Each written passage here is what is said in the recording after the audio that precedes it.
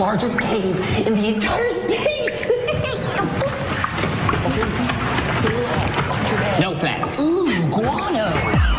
Six Flags! More flags, more fun! It's your last chance to get a Six Flags Season Pass. Unlimited visits, free tickets for friends. Get your Season Pass now for the lowest price in 5 years at sixflags.com. Hurry, offer ends May 31st. More flags, more fun! Six Flags!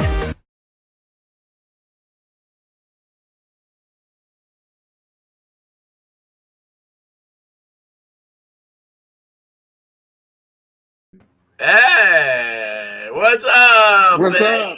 Hey, better late than never. Yeah. Wow. So much for 1 o'clock.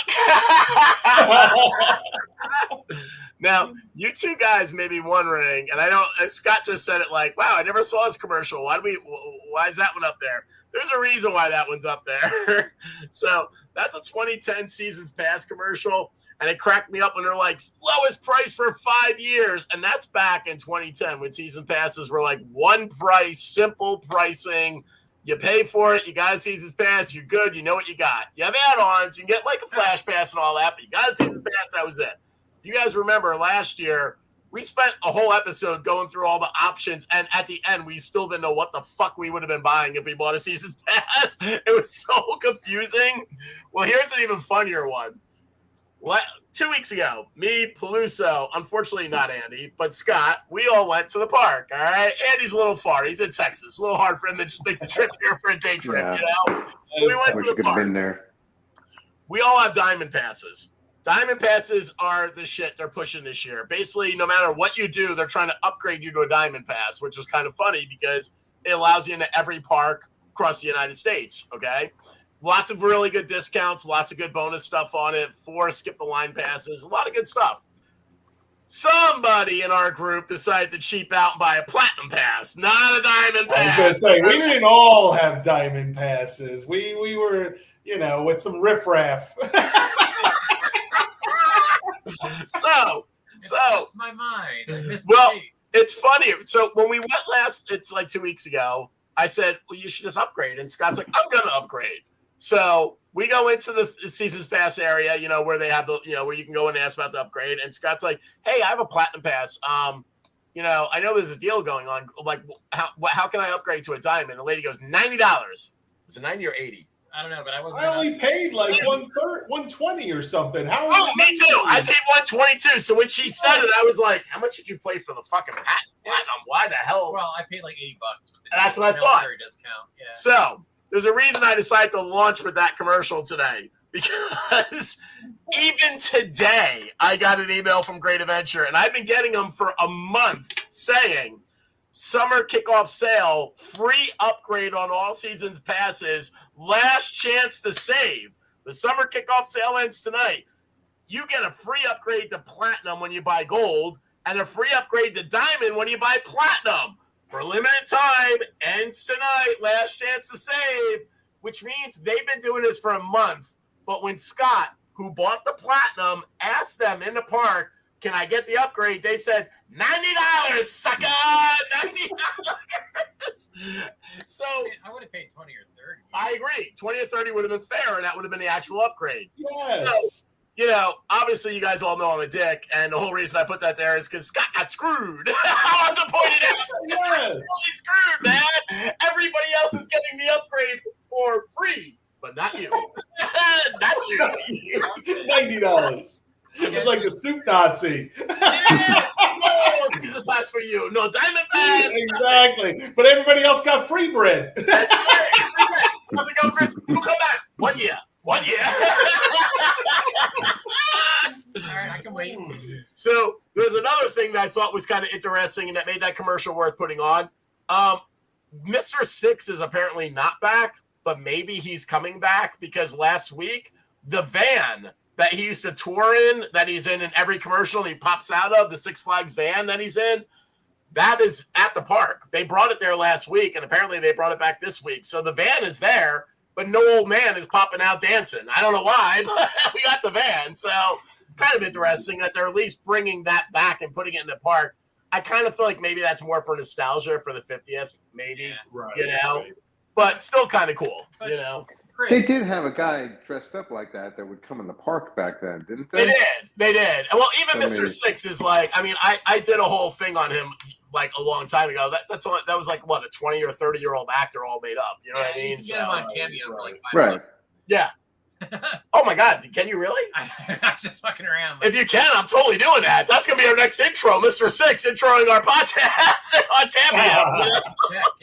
Yeah. So, but Chris, didn't you just buy your pass? It doesn't expire in January. It's not like a 12 month. Yeah, I think like January 4th or 5th or something. January 5th, mine too. All of them expire January. All the diamonds are January 5th. So we got cornhole too. I mean, I bought mine like last fall, and it's Right.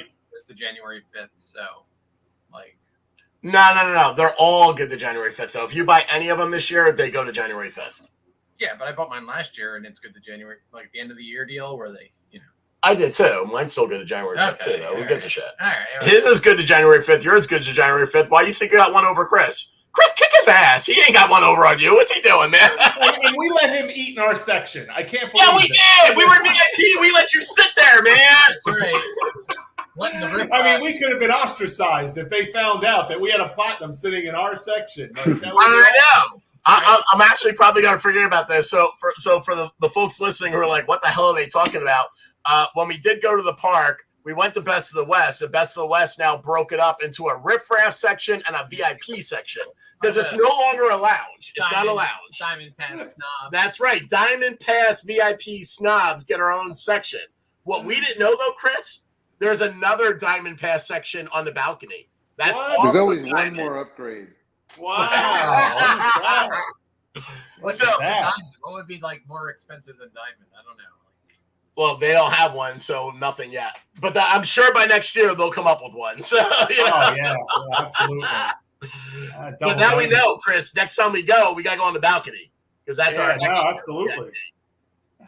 No loud. Throw a weight No, around loud. that. No platinums. No platinums. Next year, I'm going to buy the pass. I'll be there. I'm gonna bring it. Sure, they'll have at least a few security guards waiting there to make sure. You know? Yeah, exactly. All right. Now that we're 30 minutes in, I'll kick off with the intro. Yeah. Oh, welcome to episode number 27 of Some Great Adventures, a podcast for old friends who met and worked at Six Flags Great Adventure in Jackson, New Jersey, chat about our days in the park and the amusement park industry in general. As usual, our podcast is made possible by our friends at the Shared Universe Podcast Studio. Our friend Chris is currently recording us right now. We're recording live via Facebook. We'll also be on all major podcast platforms, probably within a week or whenever my lazy ass puts it up, but probably within a week. And my co-hosts are... Scott, Loudon. Oh, Chris And Peluso. Auletti. I wasn't sure what order. Hey, Andy, I was leaving it for you, and then I was just like, wait, am I supposed to go? That's all right. That's right, Andy. Don't wait for that Diamond Pass mofo. Right, it's right. He's like, yeah, exactly. I didn't say my name either, so it's okay. I'm also Steve Hicks, so there you go. All right. There you go. All right, gentlemen, let's jump into some news. News, like literally, like hot off the presses from last Friday. Cedar Fair and Six Flags announced anticipated closing date of the merger, and it is literally coming right up. It is July 1st. The expected closing date of the merger will be July 1st. And immediately following the closing of the merger, the combined company will be renamed. I'm a little surprised by this. Six Flags Entertainment Corporation, and trading on the combined company's common stock on a NYSE is expected to begin on the day following, so that's July 2nd.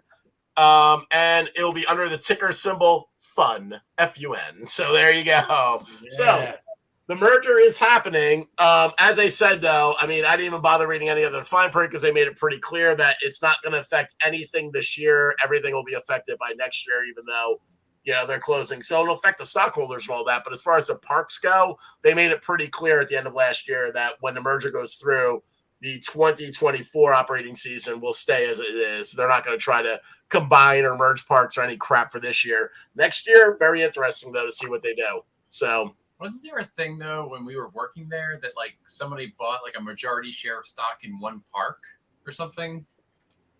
I don't remember that. Andy, you're more of an archivist than me. Does that ring a bell? No. Hold on. I'll have to look. I'll look. Keep going. All right. While Scotty looks it up. So When we did visit the park, I will say the one thing we didn't do, and I've never done, is I've never gone to Hurricane Harbor. Ironically, even though I absolutely loved being an Adventure River supervisor and one of the first, I do not like going in any of the water at the park because as a supervisor, I know what's in that water and I don't like it. So I'm going to be pretty honest about it. That's why I've been struggling too, man. Like I want to go. I enjoy it. When I go to Disney, I don't know for whatever reason, I don't. It doesn't bother me as much, but it's still in your head. Disney's cleaner. I know, and it's wrong, but I know that's what you're thinking because I think it too. Visually, yeah, it is true. That is true. That is true. Like on a bacterial level, you can see. It's not brown cedar water though. It is true. It is cleaner. It's true. It's not log flume water like we used to deal with. That is true. Seem like I just have more trust. You know what I mean? The people are just as disgusting, but I have more trust that they're at least. Recognizing that and doing something about it. I don't know. Maybe, like you said, from working in it. True. Yeah. Moving down water effects. Absolutely. Well, that's one of the ones that didn't bother me. When I had to go in there to recover things, if you ever had to go in there to recover things, usually you had to see a podiatrist afterwards. It was not, it was not good. Had a problem every time I had to go in there and recover something. Wow. Disgusting. Yeah, that's scary. Yeah. The thing that got me interested in Hurricane Harbor for the first time ever, literally since they built that park, is the fact that they have a lazy river in there, and I did not know that. And I was like, oh, that's kind of cool because my lady doesn't like amusement parks. She doesn't like big crowds, but she loves water stuff. And so when I told her that, she's like, I'd go to that. And so we actually did discuss. We are. Unfortunately, Andy, I know it's not easy for you, but we're going to go to Hurricane Harbor, all of us, and do a visit there as well this season. I'm glad because I didn't realize all the new stuff they were adding there. So they have Splash Island is new. They have that's a family-centric area. They have a new play structure. They have 14 new kid slides, they said. They have the rental cabanas, but I'll talk about that in a second because I do follow a lot of Facebook groups that are people that are going daily to the park and then putting their reviews. It's not looking good this year. Like they're getting slammed for a lot of stuff. And unfortunately, we try to be pretty bipartisan here. We're Switzerland here. Like we love the park. So we'll shit on it when it deserves to be shit on, but we'll give it kudos when it deserves to be good and kudos. I have to be honest with you. A lot of the stuff that people are shitting on it are pretty valid. So we'll go through some of that. The rental cabanas, just so you know, apparently those are rented out in the first hour because right now in New Jersey, we're hitting 90-degree weather every day, almost 100 degrees sometimes at this point with the humidity. Those cabanas are apparently all rented out in the first hour. So, and apparently the Hurricane Harbor is closing technically to new people 3 hours in because they're literally that packed that they can't handle the people coming in. So that's kind of crazy. That sounds horrible. It sounds horrible. I agree. It really does. Yeah, it does. I'm already like the water park, but now being at that place with it's at packed capacity with all those people in that nasty water, I just. Oh, I gotta tell you, my lady would never go right now. She will not go with me right now. She said she'd go, but if I said let's go this weekend, she'd be like, "F you, we're not going this weekend." You know what I mean? We have to wait till the weather gets calmer and it's not as packed, and then we can go. So it's not going to be anytime soon, to be honest with you. At least not with me. You guys can go, but it won't be with me. Yeah, it'll have to be a weekday too, I think, to try and lighten that crowd. That's probably the best way. Well, the good thing is she's off on Friday, so we could definitely do a Friday. So that's a good thing. So, nice. But they have a lot of different stuff. They also said they have increased shade areas for people that are just there while their kids are in the park, and they have a revitalized outdoor dining option. I don't know what the hell that is. They have a new tree house for kids, which is kind of crazy. I didn't know that. And it says it has 50 play features. So it sounds like maybe they took that last tree house they had from Bugs Bunny Land when we were there and rebuilt it in Hurricane Harbor is what I'm thinking, So, but it's supposed to have mini slides, curtain waterfalls, and a gigantic water bucket perched high above to soak those below. A lot of new shit in there. So I'm kind of looking forward to going to it. It was nice. I haven't been there for years, but I liked it. Yeah, you've gone. Chris, you've never gone, right? To Hurricane Harbor? Have Never. You? No. And Andy, you haven't either, right? The water's crystal clear. It's any other, water park you would. Well, that's the one selling point is that they separated it from the lake water, which is where you go to Log Flume, you have the same color as the lake water. But it's like Paddle Boat Lake. It wasn't the water from there, but it felt like it was because it's the same color by the middle of the year. It's that brown cedar looking crap water. Yeah, you but know? I mean, like, they renamed Congo Rapids back to Roaring Rapids this year, so I'll use that. Roaring Rapids, you filled it from a hydrant, so it was all like fresh water, like clean. Well, fresh water with all the dirt and the mud that's been left over throughout the year sitting in the bottom of the reservoir. So you know, and collecting in the bottom of the actual trough. So by like August, September, it's more sweat than it is like water in there. Yeah, for sure. All right, what else we got? So when we went to the park, I, for the first time in 2 years of getting a pass, remembered I get a free refillable water cup. Remember, like I get free soda, I go there, I get refills for free. Woo! I got my cup. This cup is so janky and like bad. It is not funny. It is so bad. When they hand it to you, you can feel the silver come off, and they very clearly say you have to hand wash this. Never put it in a dishwasher, because if you put it in a dishwasher, it'll melt. Somebody actually said, "Let me see that," and put it in, and they showed a picture, and it was like a little plastic ball. It did melt in the dishwasher for real. That's quality right there. Yeah. Not only is it janky, but here's the other thing. And I think we mentioned this on one of the other podcasts because people are already bitching about it. They changed the process where, unlike every other amusement park that does these refillable cups, where they leave the soda stuff out and you just walk in, you fill it, and you leave. Apparently, GA is like, well, people are stealing the soda and using regular water bottles and filling it up. So GA, yeah, but every park would face that, and none of them give a shit, because let's be honest. It's like a nickel, Chris worked Foods. How much does it cost them to fill a cup, Chris? Like nothing. It's pennies. A quarter of a cent, right? Like a quarter. They're using the bag and they're using the bag in the box syrup. It's all mixed up with carbon. Yeah, it's like nothing. Yeah. But now what they did is you cannot get to any of the refillable cups to refill this. Every place where you can get this refilled, you have to go into a separate line where an attendant in the restaurant has to fill your cup. So people are losing their fucking mind because the lines for food have been horrible this year. Like every day I see people bitching about it. And when we went, they were pretty bad too. That is the worst part this year. It's pretty bad. They are not staffed properly for anything, for rides or food or games. When we did the walkthrough, Andy, we get to Game Square. I don't even think we took like 2 pictures and that's it, because you know why? We saw one attendant in all of Game Square, and we went in the middle of the day. Open at noon, like one of those open at noon type things. Yes, we were there at opening, and we were there until like 4 o'clock. And I swear to God, I don't think we ever saw more than 3 games people. It's freaking crazy, dude. You know, but on the refillable cups, you have to wait in a line for food. Then you have to wait in a separate line to get your cup refilled, which is supposed to be free and a convenience. But now you wait in another line for 20 to 25 minutes for somebody to just give you the free refill.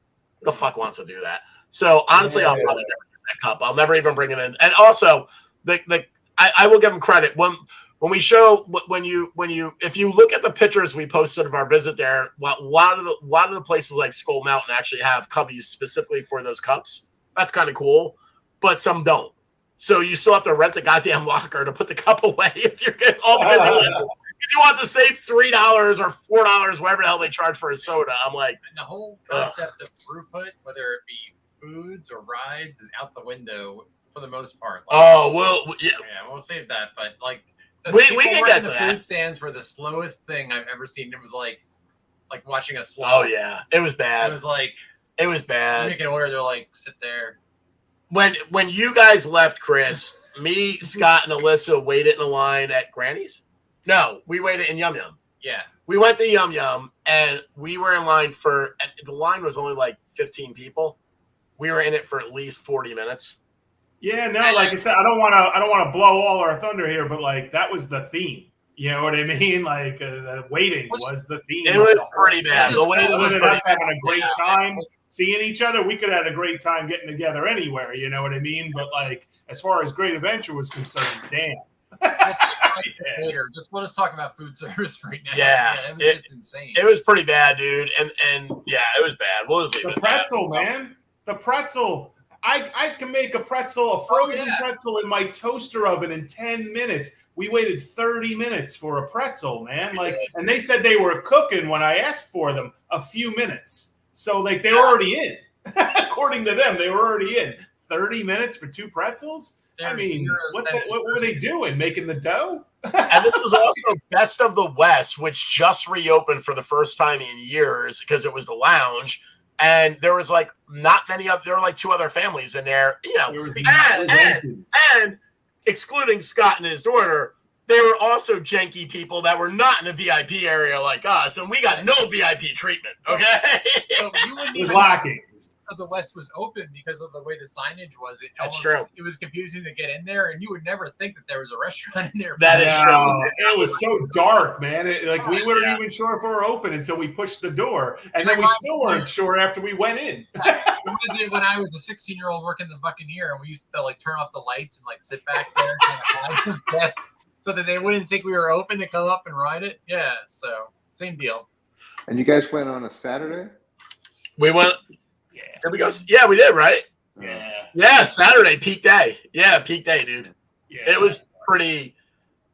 Well, here, wasn't that crowded. Let's level it. We actually had a fun day.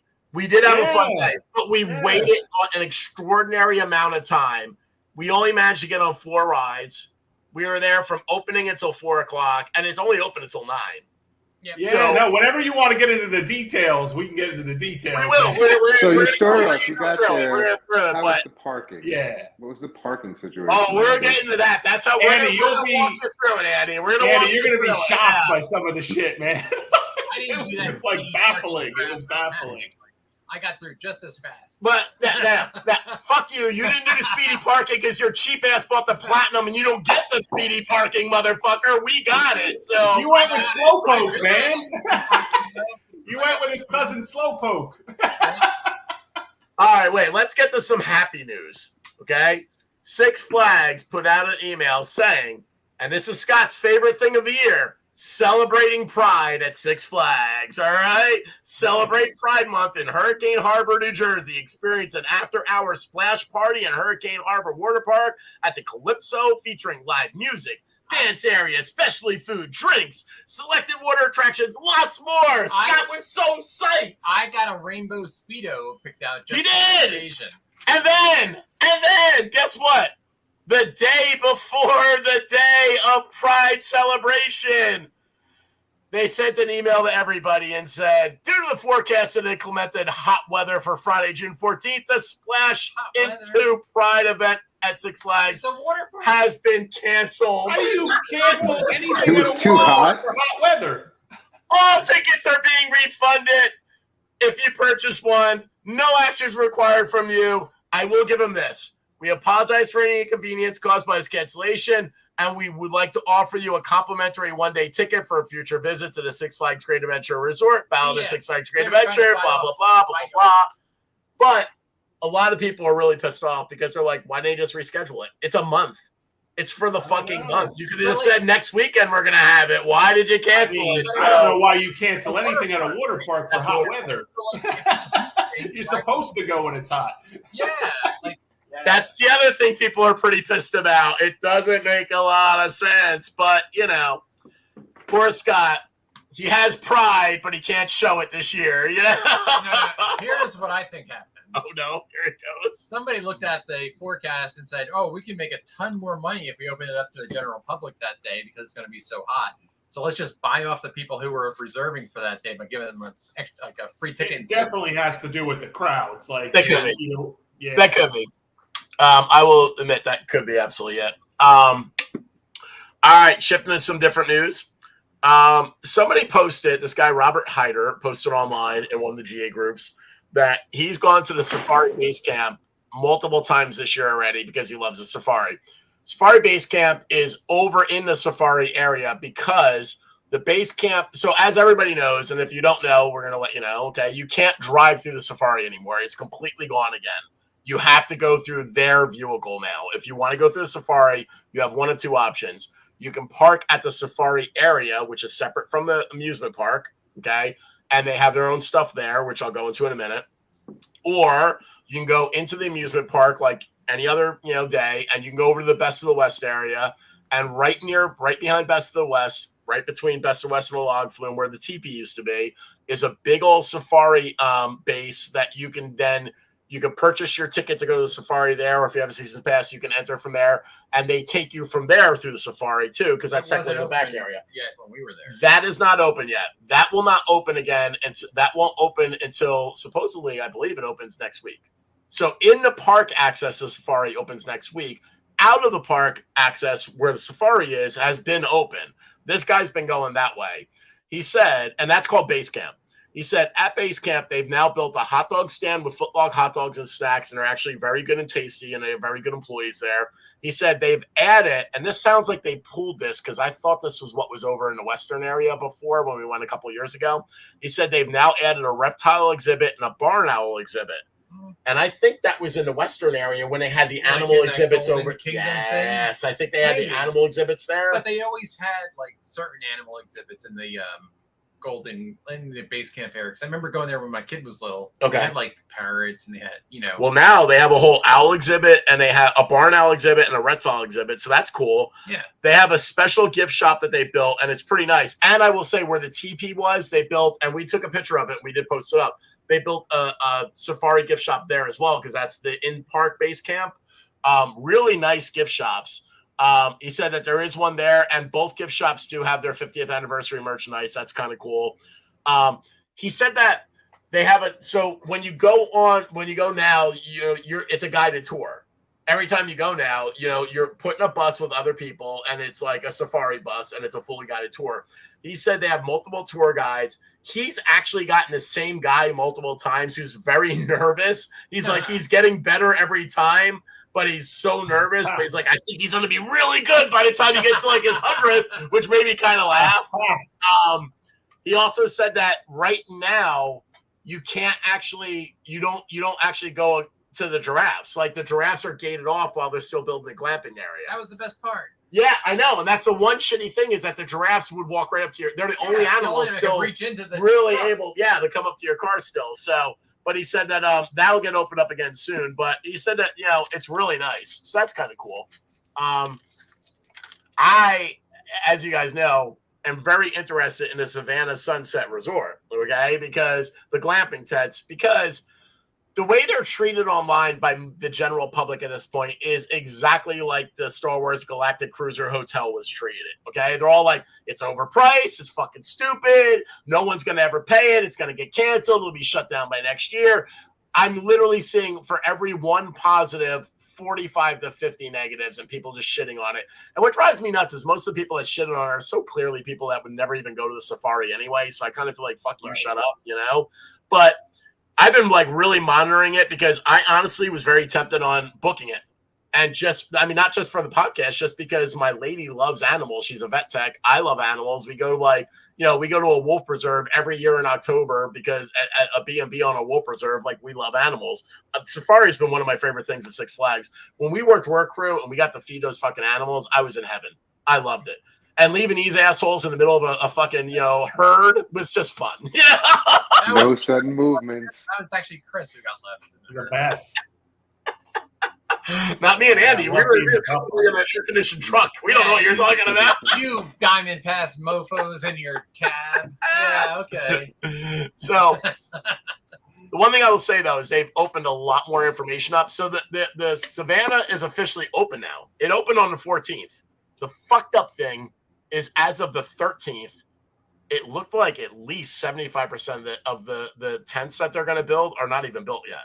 There's still it's massive construction going on still. It's a soft opening. It is technically a soft opening. Some of them are opening. Now, somebody did post pictures of so here's a couple of the rules that they've now put online. A, you can't go there beforehand and look at it. There's no way to look at it. What you see if you go through the safari tour is all you can see. If you wanted to look at it before you book it, you can't do that. You're not allowed. That seems a little shady. That's really weird. Okay.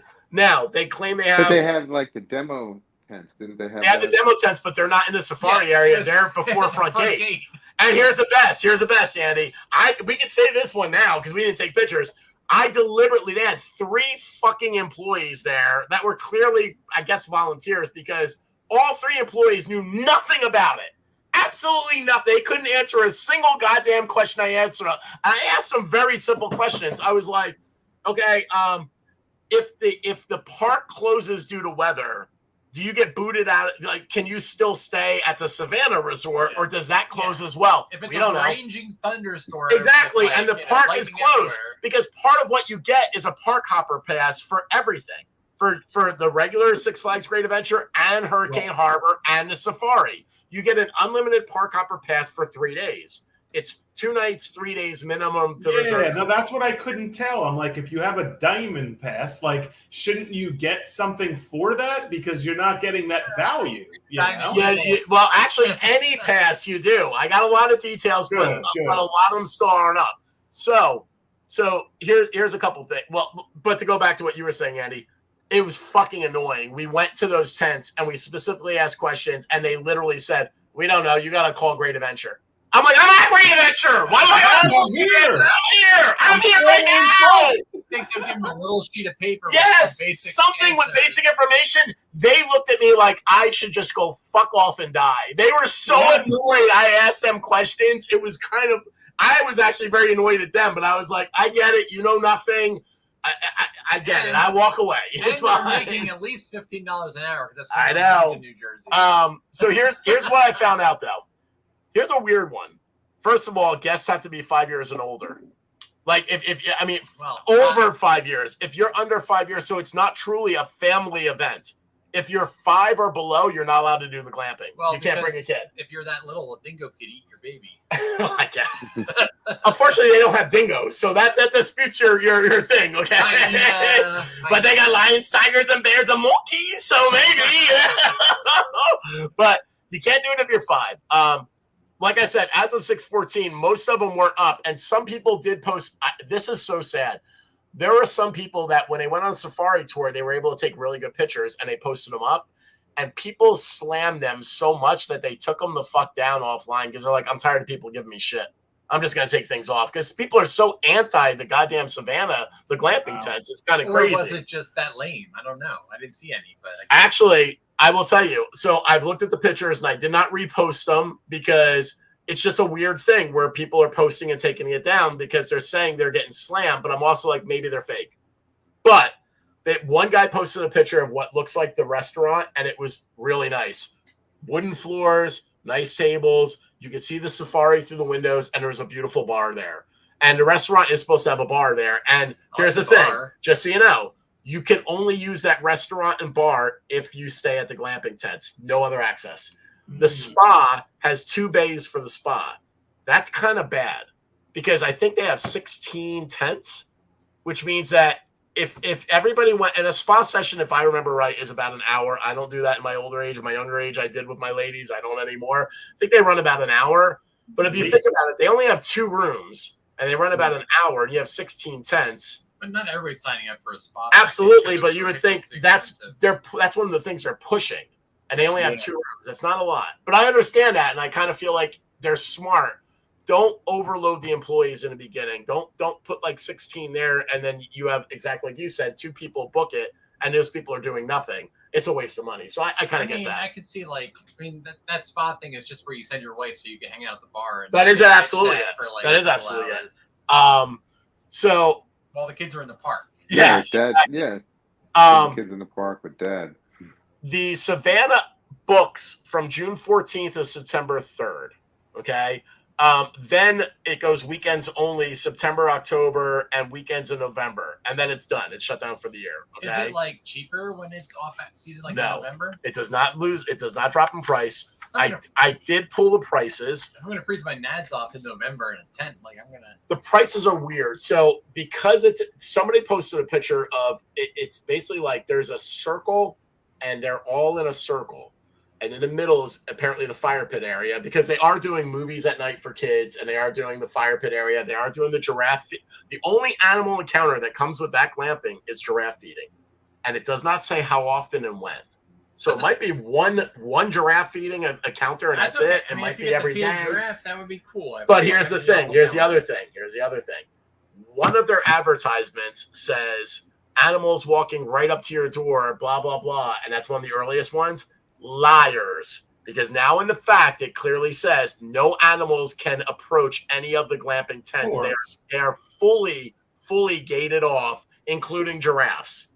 So we thought that maybe they were going to be in a giraffe area where they always let you go near. They're not. Well, is that kind of like, how did they do it in Disney with the Animal Kingdom? And like, I was going to say, Animal Kingdom, you go out onto the balcony, and the giraffes are probably come up to your balcony. They get the closest to you, and it's fantastic. And the animals are all very close, but they're still, I would say, probably at least 20 yards. You know, they don't feel that far away, but I would say it's at least a 20-yard buffer. But they can't go and stick their head over the balcony or anything like that. You know, but they get very close. And then the lookouts in the lobby, those I would say might be the closest. And I want to say still probably at least 10 yards, maybe 5 at best. Giraffes do have the longest tongue in the animal kingdom. So how far are we talking here? Like, all right, moving on from Scott's comment there. I think that's a black diamond pass. We'll ask about it next time we're there. One of the things that I did see is that whatchamacallit, since it's in a circle, some of the tents have their back to the woods, but most of them face a safari. So here's a crazy thing. They have tents for families and they have tents for couples. Okay. The couples is the one I was looking at. Now, to save money, I was going to try to sucker a couple of you into going with me. And I saw that family thing. I was hoping that could be a thing. Yeah. And you could do 4 to 6 people in a family thing, and I was thinking that'd be kind of fun if we all did that together. Family, yeah. But here's the fucked up thing: if you do so in the couples tents, which is where I focused on, if you do the couples tent where you actually are facing the woods, it's $400 cheaper, which is actually pretty goddamn good. I'll take a $400 discount not to be able to see the safari because I can walk out the door and see the safari. Walk out the door and see the safari. Yes. Yeah. And they all supposedly have a patio where you could see it too. So I'm like, well, that's kind of silly, right?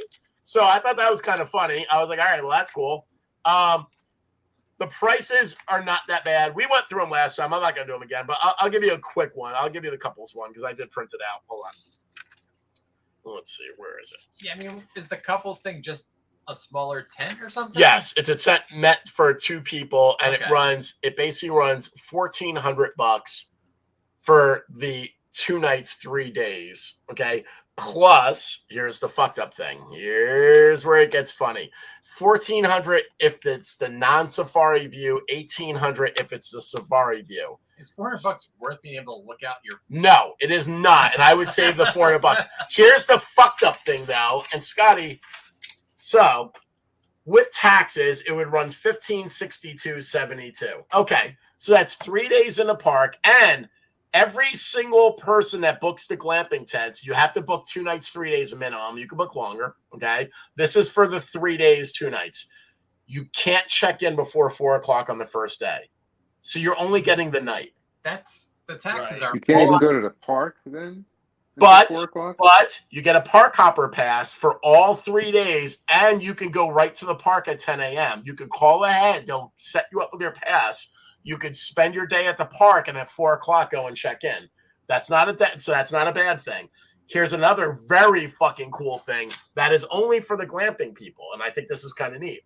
You were saying, what happens if I have my platinum pass or my diamond pass? If you already have a season's pass, okay? If you don't have a season's pass and you're one of the booked people, you get the park hopper pass. If you have a season's pass, you get one of those Disney bracelets, which they don't give out at Six Flags normally, and it lets you up the exit to every single ride in the park, even the rides that are not Flash Pass enabled. That's awesome. Any ride in the park is what they claim in their fact. That's fucking cool because I was like, holy shit. Lise, my chick, would never go into the park anyway because she hates crowds and she only goes in at Fright Fest or holidays. That's it. Actually, not even Fright Fest. Holiday in the park. That's it. To see Santa. Otherwise, don't want no part of it. She can stay there and play with the monkeys, and I can go up every exit to every ride instantly because I got the little thing. That makes a lot of sense. You hit every ride in the park. And unlimited. Unlimited. It doesn't have a limit. It's not like you only go once. If you want to go up fucking Nitro 20 times, who gives a shit? Just get on the exit. That's a fucking great perk. I thought that was really fucking cool. Here's the detriment, though. Don't even worry about the taxes, Scott. What is this, Scott? What is that? Oh, yeah, that's what my math wasn't working out because I was like. That. They charge a $99.99 $100 basically resort fee every day per person. So they tack on, yeah. So if you were the individual, I'm sorry, not per day, it's once. Oh no, I'm sorry, it is per night. I'm sorry, it is per night. Yeah. So if you I get was a bottle of water, 80, it would have just jumped from 1562.72 to 1785.95. Plus, I think it goes even a little higher than that. That's fucking insane. Bobby Faber, I'm looking at the comments now. I didn't have it on private chat before. Bob Faber, yes, the TP's been long gone, my friend. Long gone. It's where you can board to ride the safari from within the park now. It's long gone. That's insane. Charging a resort fee of $100 a day per day. Vegas? Like, I don't understand. On top of it, I'm also like, this is becoming the park of up fees. Like every fucking order you put in a food service is charged $1.30. Well, that's extra. Everyone. Every corporation is milking you for everything they can. Well, that's what I was going to say, because I'm going to Vegas in July. They all do the same type of thing. Like, why not just give me the price? Just give me the price. Like, what the hell do I care what it's for? That's what I say the same thing. Stop putting fucking hidden fees. And I mean, you're like, they're transparent. We put them in a sign. They're extra fees. Just put it in the goddamn price. I don't want to have multiple things. Does anybody have a DoorDash Dash Pass? You know what I mean? Where you get free fees, but they charge you a different fee. So Robert Faber, there's no TP. It's totally gone. Yeah, no, I told him. I said 2 minutes ago, bitch. I just said that. Drink the beer. All right. So platinum, man. That's why you're platinum. That's right, man. I am not like a platinum man. I'm proud to be platinum. There's a couple other things they've now released. Okay, so to answer my question, it's in the facts. If the park shuts down, you're actually given a Twicket. You can come back anytime in the operating season. Because they know you can't use the park. You can't use Hurricane Harbor or a Great Adventure. You get a Twicket. So when you can come back anytime for that season. Or actually, I think they say for a full year. You can go back anytime, 1 year from your date, and you can go into the park. And I guess for each day it's closed, they'll give you another ticket. So if it was closed the whole weekend, if it was rained out the whole weekend, you get a ticket. However, the Savannah does not close. So if you book it for the weekend and it's a fucking tornado shitty day, dude, it's really not closed. They never close. It says the Savannah will not close for weather, and you will not. That tent's leaking too. Really severe storm. They're gonna close that shit and make you leave because of their liability. They claim in their fact they do not close for inclement weather. That is what it says. And they were keeping that 2K. Here's the thing. I actually like that. Because here's the thing. Okay, maybe I can't go and go through the safari itself, which is just a regular tour. You know what I mean? But everything I'm supposed to be offered, I could still get. You get what I mean? I could still go to the restaurant. I could still do the room service into my tent. The tents are all raised, so you're not going to get waterlogged. All the tents do have, they have shower, bed, air conditioning, heating, electricity. They have everything. They have Wi-Fi. They have the whole thing. Foods, the restaurant serves through late night, so you can do food service if you don't want to go into the restaurant. The menu for the restaurant is up. It's actually not that bad. I'll show it to Scott. Scott, you can tell me. What do you think? The restaurant menu is actually up. Yeah, it's not. I looked at it and I was like, that's fine. So there's a lunch and a dinner menu, and that is actually that's fine. So appetizers are like, calamari, veggies and hummus, charcuterie plate. They have flatbread pizza, served with a house salad, and all the prices are very decent. They have salads, they have kids' foods. For handhelds, they have lobster roll, mahi sandwich, safari burger, surf and turf burger, jerk chicken sandwich, portobello sandwich. It's all actually for lunch. That's good. It's all food that you will never get in the park, so they're already kind of a step ahead. Then they have the dinner one. And the dinner one has like slow roasted short ribs, cedar plank salmon, and shrimp. Prices are absolutely comparable. Anything around this area, $29.99, $17.99, they're all fine. They have a full bar. They absolutely will do food. Like you can do full in service into your tent. You don't have to go in there if you don't want to, but you can. Cool. It looked nice. Someone posted a picture of the restaurant and the bar, and it looked very, very nice, to be quite honest with you. pineapple chicken, lobster ravioli, truffle mushroom ravioli. They have a lot of nice stuff, man, I have to admit. The one weird thing that cracked me up is as a vegan, I'm always bitching about the park not really catering to me, and it makes me mad because other parks really do cater to like vegetarians and vegans. On the lunch menu, it says if you order a burger, any burger can be replaced by a veggie burger or like a Beyond Burger. And on the dinner menu, it does not say that. Like, I would want that. Sorry, only lunch. There are no desserts listed. I'm sure there are. It's just not on here yet. It's just not. Yeah. Here's the thing. They also, so they have said that they have the spa, and they said that it has 2 bays, which I assume they mean 2 sessions. When you go to book, it still just says coming soon. It does not bring up the price. So you can't actually book a spa right now, which makes no sense because it's June 23rd. And the bookings open on June, like they opened 2 weeks before June 14th. Savannah opened on June 14th. I'd imagine they're probably comparable to like cruise spas. I would too, but you can't see it, which is as much as you'd expect. But you can't see it, which is fucking annoying. So you don't know what the prices are. On top of it, they have VIP and animal encounters, so you could do more than just a giraffe. Giraffe comes with it, but that's it. They train the baboons to do the spa sessions, and like you can. Moving on, Chris. What were you gonna say? He's already looking for a giraffe tongue add-on. I don't know. Now the baboons are doing shit, man. You're running up the price here, man, with these add-ons. I want a baboon massage. Here's what's fucked up. I got an email from him last week because I get these Savannah Sunset update emails, and it says the VIP encounters are now ready for you to book. However, last night I tried to book, and the VIP encounters do not fucking come up. They say pricing and encounters to come soon. So you still can't fucking book them. But I was going to say, man, like, this is our second time. It does. This is our second time doing this on the podcast. I still have no idea how much it'll cost. If me, you, Sam, your girl, Scott, and his wife, like, if we were to get a tent with the 6 of us, I have no idea how much it would cost. Oh, I can tell you that. This is the second time we're doing this. I might have that. Hold on. I might have that. Hold on. I don't know if I picked the price of that. I feel like there should be like an easy total. And all right, now divide by 3, 3 couples. Okay. And this is what it is. For 4 guests. Well, we need 6. Minus, hold on. I don't have 6 here. It has 4. And then you have to add to that. For 4 guests, it's $2,200. Okay. For the 2 nights and 3 days. Now, if you're going to go 6, does that include the resort fee? No, that's my point. What I'm saying. That's what it's saying. You got to add the resort fee on, and then you got to add the additional 2 guests, which you can break that down to here and figure out what that's going to be. It's easy. So probably like $3K. Yeah. So it's going to be $3,300 plus the resort fee, which is another resort fee. And so it's going to be fucking $700 a person, basically $3,500 for 6 people. Yeah. Now again. When you break out what you're getting, okay, you're getting breakfast every day, and breakfast is delivered to your tent, and breakfast you ordered. It's custom breakfast. It's not like a buffet at a Hotel 8.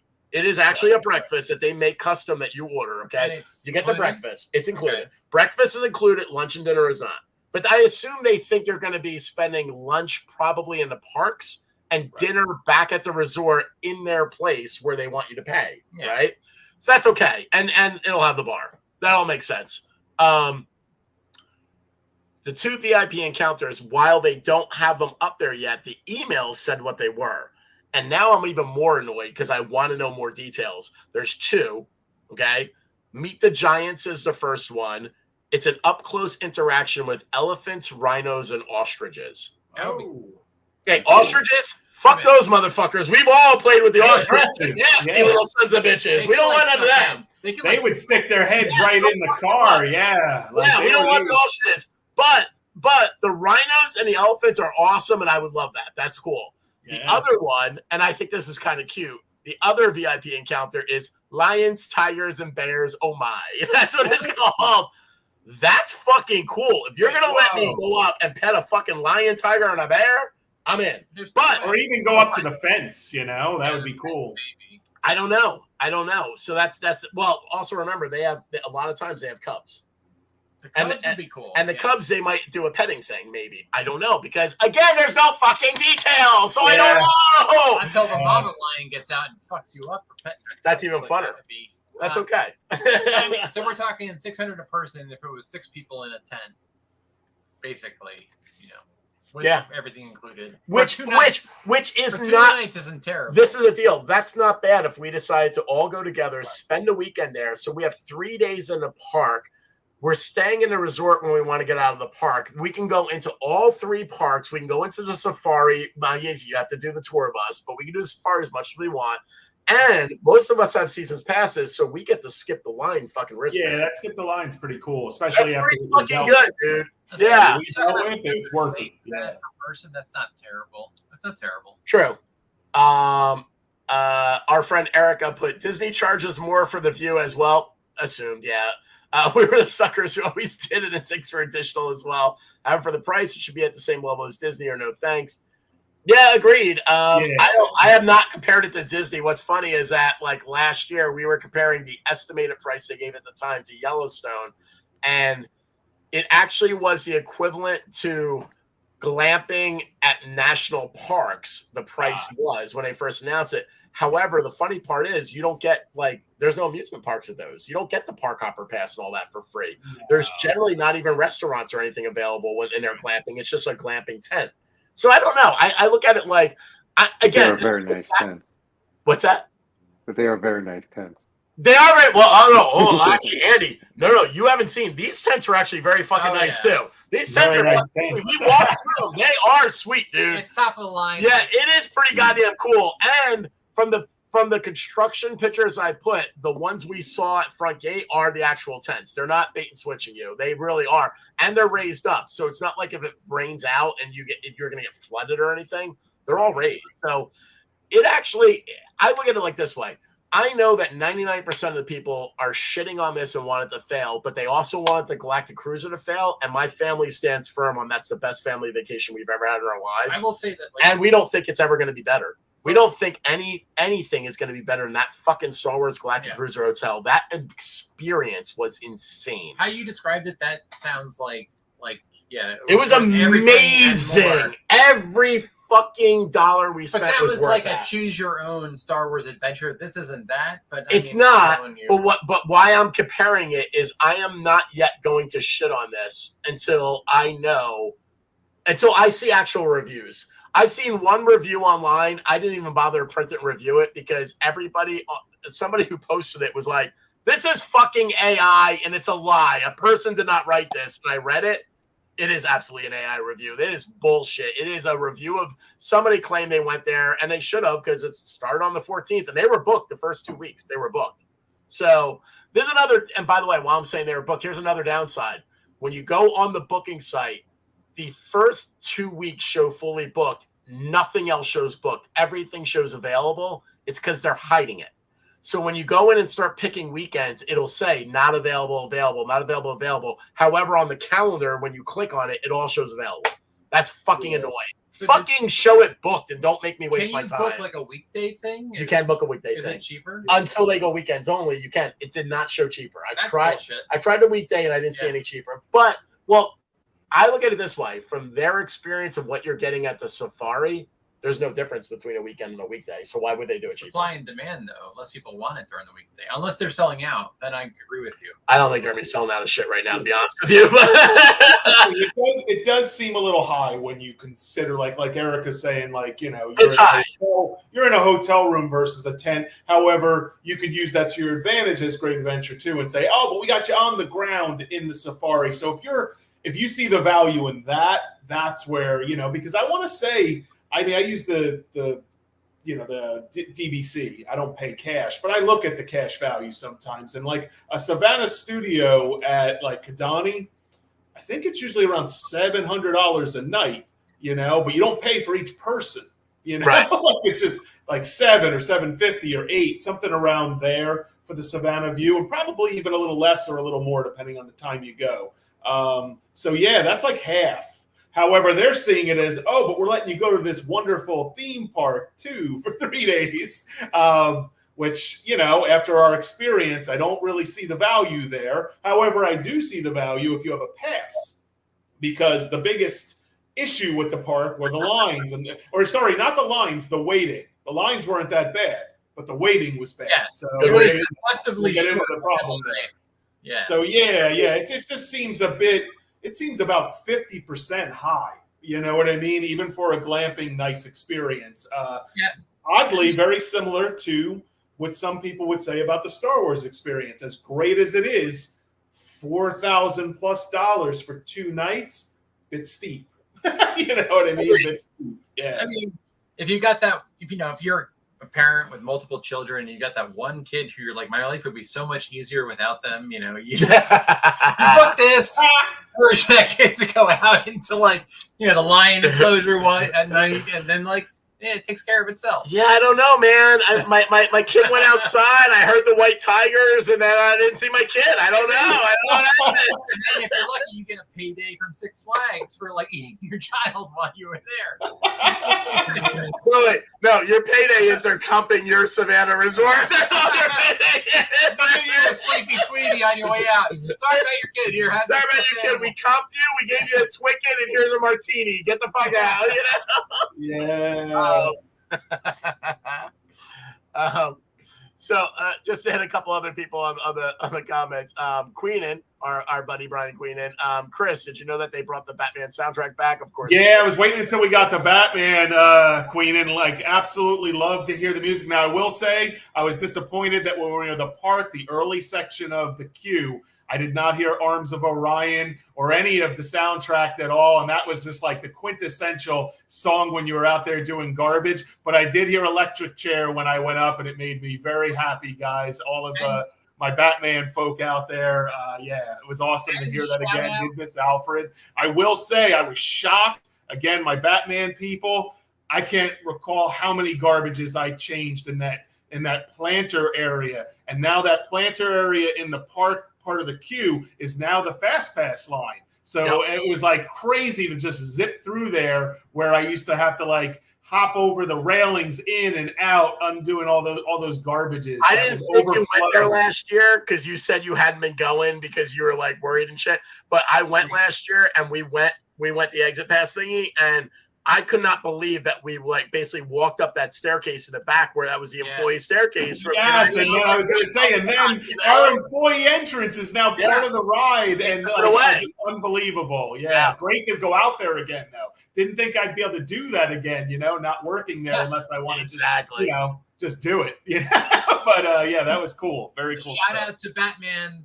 Apparently, that's one of the only roller coasters in the park that actually knows how to run more than one train at a time. Yeah. Oh, we'll get into that. We'll get into that. When we talk about our walk through the park, we'll get into that because I deliberately took pictures to show how many fucking employees were on the goddamn, on the freaking stages while, one train was running. Short staffing my ass. Yeah. Bobby Faber, what up, Bobby? I know, 50 years, dude. It's crazy, man. Dennis Heiss, Dennis, you are absolutely right. The park is kind of filthy. Although it was kind of clean the day we were there. Yeah, it was clean the day we were there, and that was a Saturday. But I have a feeling you are right, and I have a feeling it's going to get worse because they are definitely short-staffed. So, Queen had said the cups are very cheap. Yeah, they are. I'm never using mine. Chris Bassett and the cups. Go ahead, Ben.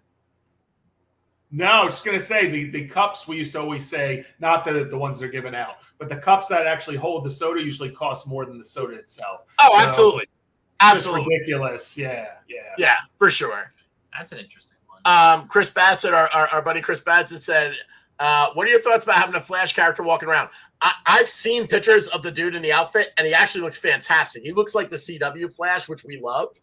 So I dug it. But we didn't see him. I was so bummed. I wanted to see him when we were there. We didn't see him, man. You're referring to all the stuff going on with the Flash, the main character, and the No. They actually have a guy in the Flash outfit walking around the park. I know that, but if memory serves, he could use a little bit more padding around the junk area. I mean, just okay. I'm just gonna ask. I mean, first of all, we know Scotty, Pride Boy. We know where that's all good. We all love it. But for all you guys, do any of you guys stare at the Flash's junk when he walks by? Because that's not what I look at. I usually look at the outfit. I look at the dude. I say he looks great. I'm kind of good. That's it. I'm not really staring at his junk. Why are you staring at the Flash's junk? I'm just so saying. You're disappointed in the junk. Honesty and I showed around. That's all. He's the only one of the group here that's disappointed in the Flash's package. Let's care. He's into the details. Better, He likes the details. Hell's wrong with you, man? Just saying. It's a family park, for God's sakes. Wait, are you saying it's too small or No. it's too visible? I'm very confused. I'm saying maybe at times it's too visible. I don't even know if the Flash is circumcised or not. Okay, I just put a little more padding up front so we don't have to. Well, he's moving fast. It moves around, man. What do you want? He's not moving fast enough. All right, that's all I'm saying. All right, I'm moving on from this topic. All right, we're gonna move on from this topic. Okay. So you felt intimidated. I mean, yeah, maybe it's Inadequate. Oh my god!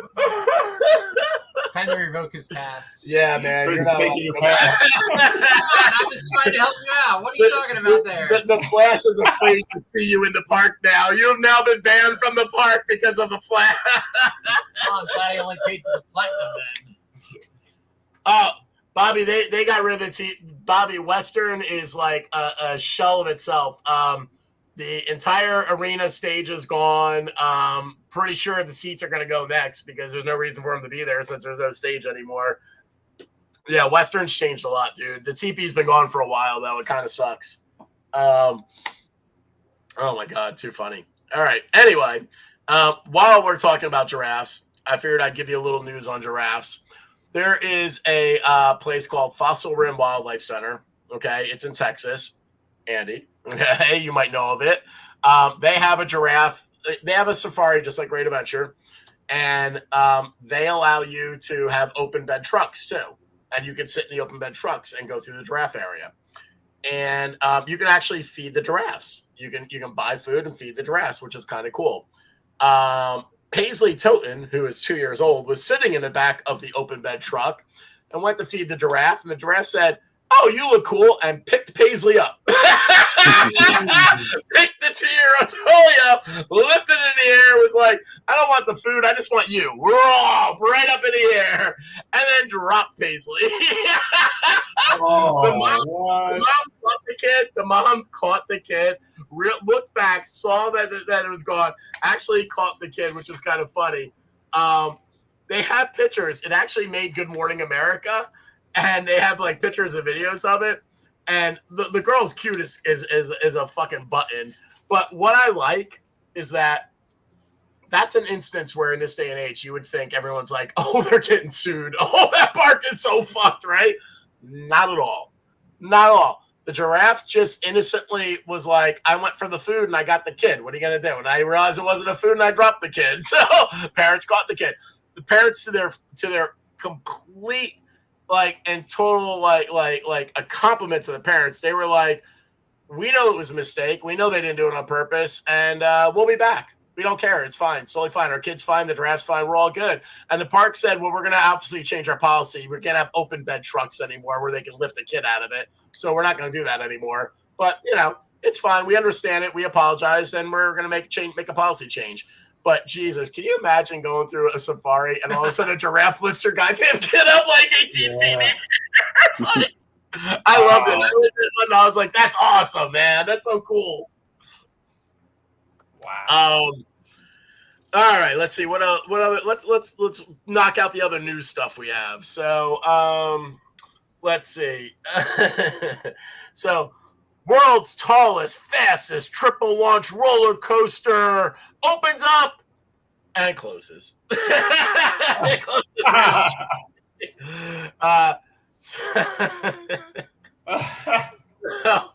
So whatchamacallit? So Top Thrill 2, okay. It takes guests along 3 high-speed launches between 2 420-foot tall towers with top speeds at 120 miles per hour. And basically, it's considered whatchamacallit. The news article is so funny. It says it was too cool to function. The world's tallest and fastest triple launch roller coaster was forced to shut down indefinitely just days after its grand opening. Here's the fucked up thing.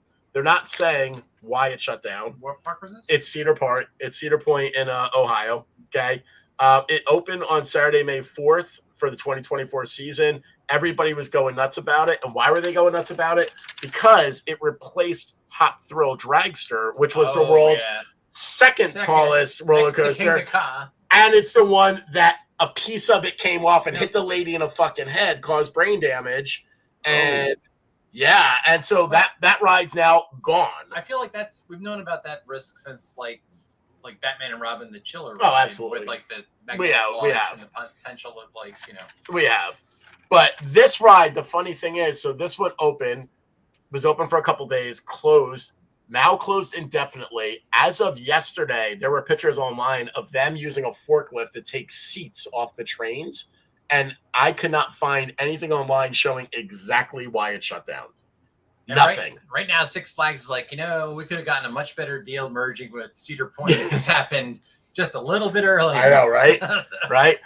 Can you imagine being a big-ass park like Cedar Point and you have one ride that you end up getting rid of because it caused brain damage on a guest, and you replace it with, you're like, fuck it, we're just going to replace it with the better coaster. It's going to be even better. And then something's wrong with that coaster, and you're smart enough not to tell the public what it is, but you're like, keep it close. Keep it close, It's a little crazy. It's a little weird, Looks like they took a year to figure out the Chiller, Batman and Robin the Chiller. You're right. It's not that it was dangerous, it just wouldn't work. Yep. Well, never mind. I'm not going to get into it right now. That's fucked up. No, I'm not even talking about the saddle. I'm talking just the launch. Remember, we just shut down. I remember. And the manual procedures that it took after the launch to get it to continue to function. Yep. Here's a worse one. Another Ohio park, Kings Island, which I love. Kings Island. I went with my relatives for the first time a couple years ago, and I fucking loved it. Their Fright Fest is like blows Great Adventures away. It was so well done. Unfortunately for them, last Wednesday, man suffers massive head trauma after being struck by Kings Island roller coaster. So this one sucks. Wednesday's when it happened. Basically, it's the Banshee roller coaster ride. And unfortunately, this is one of those instances where, it's funny. We all kind of bitch and moan about, the park's policies about bringing stuff on the rides and how they're becoming really sticklers and pain in the asses about, you can't have your keys on the ride. You can't have anything on the ride. Everything has to go in the locker. A lot of people are like, they're just trying to upcharge you to use the fucking locker. That's what they're trying to do. But this is a perfect example. This guy's keys fell out of the ride. It's just like when we're on Batman. His keys fell off and they went down the track area. Instead of telling an employee, the guy went through 2 separate employee-only gates and walked into the track area on his own without telling anybody, and nobody knew, and the ride was still running. And I've read a lot about this incident, and it's really sad. People on the ride said they thought they hit a deer. They thought a deer ran into the track area, and they hit a deer, and that's what it felt like. And it was not. The guy got too close to the coaster, and it hit him in the head. And unfortunately, he died. Dummy. And had a theory on this. I just hope he didn't reproduce before he got hit. Here's the thing. His relative posted yesterday that he passed away. He was in critical condition from the moment that he didn't die right away. They got him to the hospital. He's in critical condition. All the news reports they didn't release his name at first. They did now. His name is released. And one of his relatives posted that he passed away. And I got to tell you, man, I was a little disappointed in humanity reading the comments because almost every fucking comment said, stupid fucker went into the non-area. He deserves to die. Nobody deserves to die. He did a stupid thing, and it sucks. I was commenting on that the whole time we were there. I was like, what happened to the track areas? To be honest, I don't even know what the hell it looked like. It may not have been that obvious to not go in the area because I couldn't believe how little track area there was. There was pretty much just you walked underneath this coaster where it used to be all fenced off. The A1 key was the way of getting in. You couldn't get in without one, So, it may not have been that. That's actually so. for people listening, we generally have a policy, and you probably realize it since we're on episode 27. We don't talk about deaths too much on here because who the fuck wants to hear about that shit? That's just depressing. Even though we know a lot about it and a lot of behind the scenes stuff, we don't like to talk about it because it's depressing. And to be honest with you, I feel it's disrespectful to the families of the people who died if you make comments on it in a derogatory manner like people are doing online. But to Chris's point, we rode Superman, and the first thing we all said waiting in that fucking line, because that was a deceptively lying fucking line where it was like a 5-minute wait, and it looked like a 5-minute wait, and it took us fucking 30 minutes to get on the goddamn ride, you know? But when we were waiting in the queue line, we were like, holy fuck, we could walk in the track area. Mm-hmm. Like, there's no more fucking gates. We could just step over this and walk in. It goes right over the walkway. I mean, it goes right over the walkway. If you're wearing like a heavy shoe, steel toe boot or something like that, what's to stop that from falling off and hitting somebody in the head? Like, exactly. So it's like that used to be a thing. You did not have a coaster go over where people are. Now it just seems kind of common. I don't know. Yep. It's crazy, man. But I just brought it up because I was very disappointed in all the people that, mind you, when a family member posts, and they actually said, we recognize he did the wrong thing and went in a restricted area, but we just want to let people know he died. Please, like, say prayers for our relative. And people were just like, fuck him, blah, blah, blah. And I'm like, that's the internet. I mean, it could have been anything. I know. I'm like, it's just so horrible. It bums me out, man. And it really is. It's a shame. Yeah. It is. It's a shame, man. Yeah. Now, here's what's even crazier, though. When Lightning Loop's incident happened, it's kind of a similar incident because that person jumped into the train as it was moving and put their hands through the bar that was already down and then got knocked off, right? That ride was down. And correct me if I'm wrong, because I was grounds at the time the Loops incident happened, but that was down for like the rest of the season or most of the season, wasn't it? All the way until the following season. You guys remember that? Open it again? Like, no, they did never open that one again. They opened the other one. Is that what it was? They only opened one side and the one side stayed closed? Sure, that's what happened, yeah. And eventually, didn't we get rid of one of them? And then we only had one there? We did go down one loop, yeah. So this one, I was a little surprised by this, but not too surprised because obviously this was guest error, not ride error. Our ride did nothing wrong. The ride absolutely did nothing wrong. Right. However, it did hit them, so they still have to do testing and all that. But Ohio, to their credit, Ohio's, what do they call them? Their Division of Ride Safety Inspection. They inspected it yesterday, and they already reopened the ride. Ride's already reopened as of yesterday because they were like, the ride didn't do anything. The ride's fine. So kind of crazy, man. But bum me out. Yeah, definitely. And I'm gonna end the news on another sad one just for you guys because this really bummed me out yesterday. I found another different group on Facebook that's kind of like a hidden group for GA people. And I joined it, and one of our friends, Linda Knight Crane, she put a whole bunch of, she seems to be one of the primary posters in this group, and this is from a year ago, and it's bummed me out because it took I didn't see it, until now. But do you guys remember the I believe he was a mechanic. I don't think he was an electrician. He was a mechanic. Do you guys remember Win Mauer?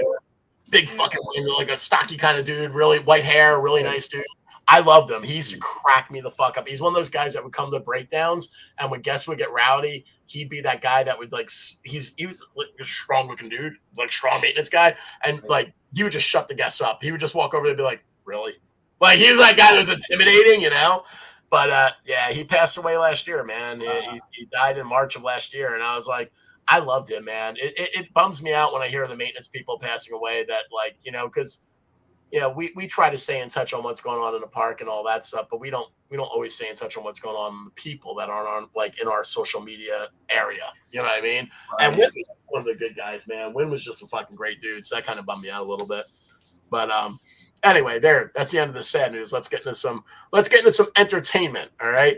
Before we jump into our walkthrough of the park, let's knock out the entertainment game real fast. I'm going to do something that I've never done before. I'm going to let this knucklehead go first.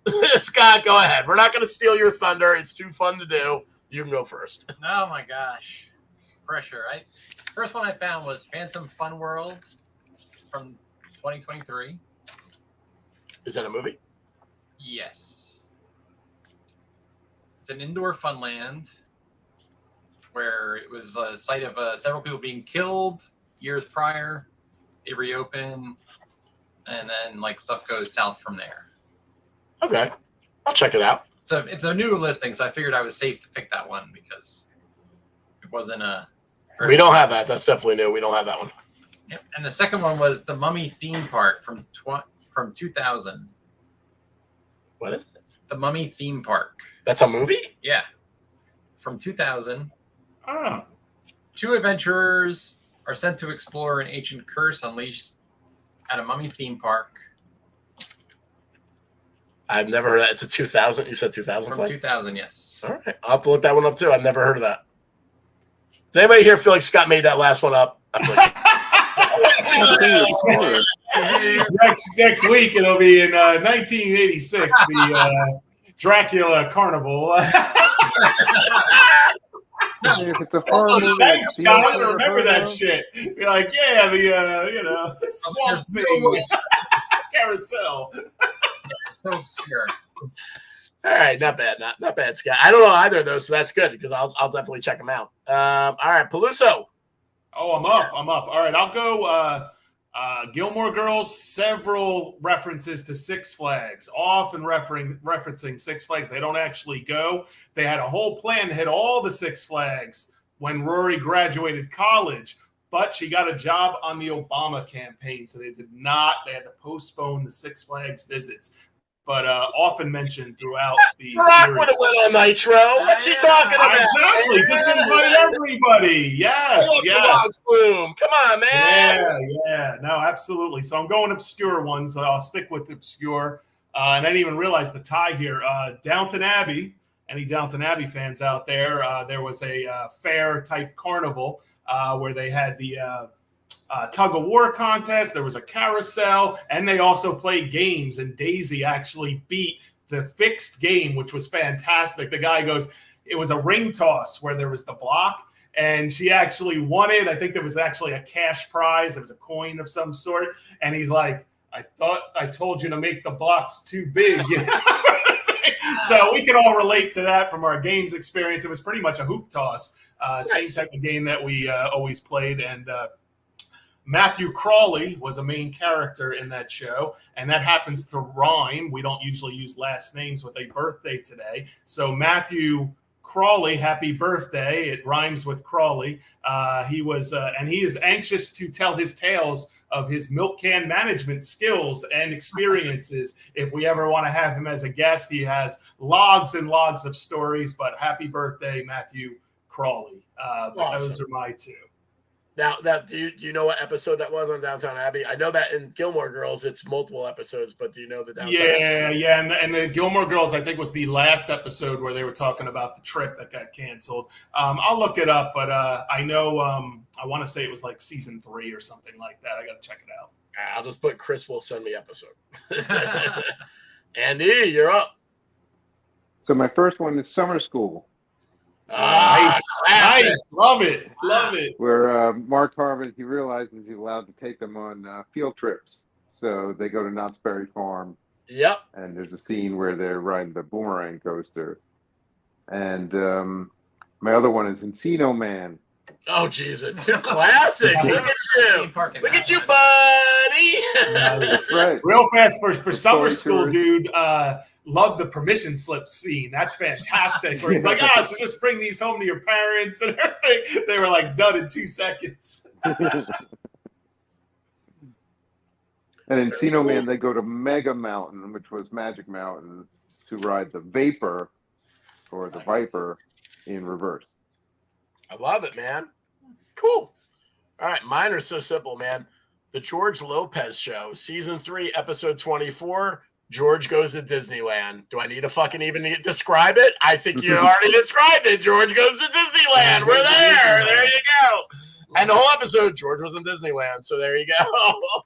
And this, if you guys have never seen this, this is absolutely worth checking out. American Dad, Season 9, Episode 10, Family Land.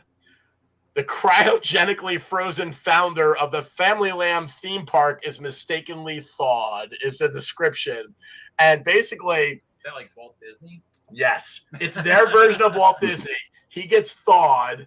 He kidnaps Francine, the mom in the show, and basically the amusement park becomes the Hunger Games, and every department, every area, all the main characters, American Dad, they become leaders in those areas, and they're all fighting. And it's hysterical. So it's like, there's like games people here with like the dad running it and the son's running this department. It's so funny. And they're all trying to kill each other. So it's like Hunger Games in the amusement park, but it's all being run by the completely like psychotic Disney guy, and it's so fun. It's really, really good. So yeah, American Dad, season 9, episode 10, Family Land. Those are my two. So there you go.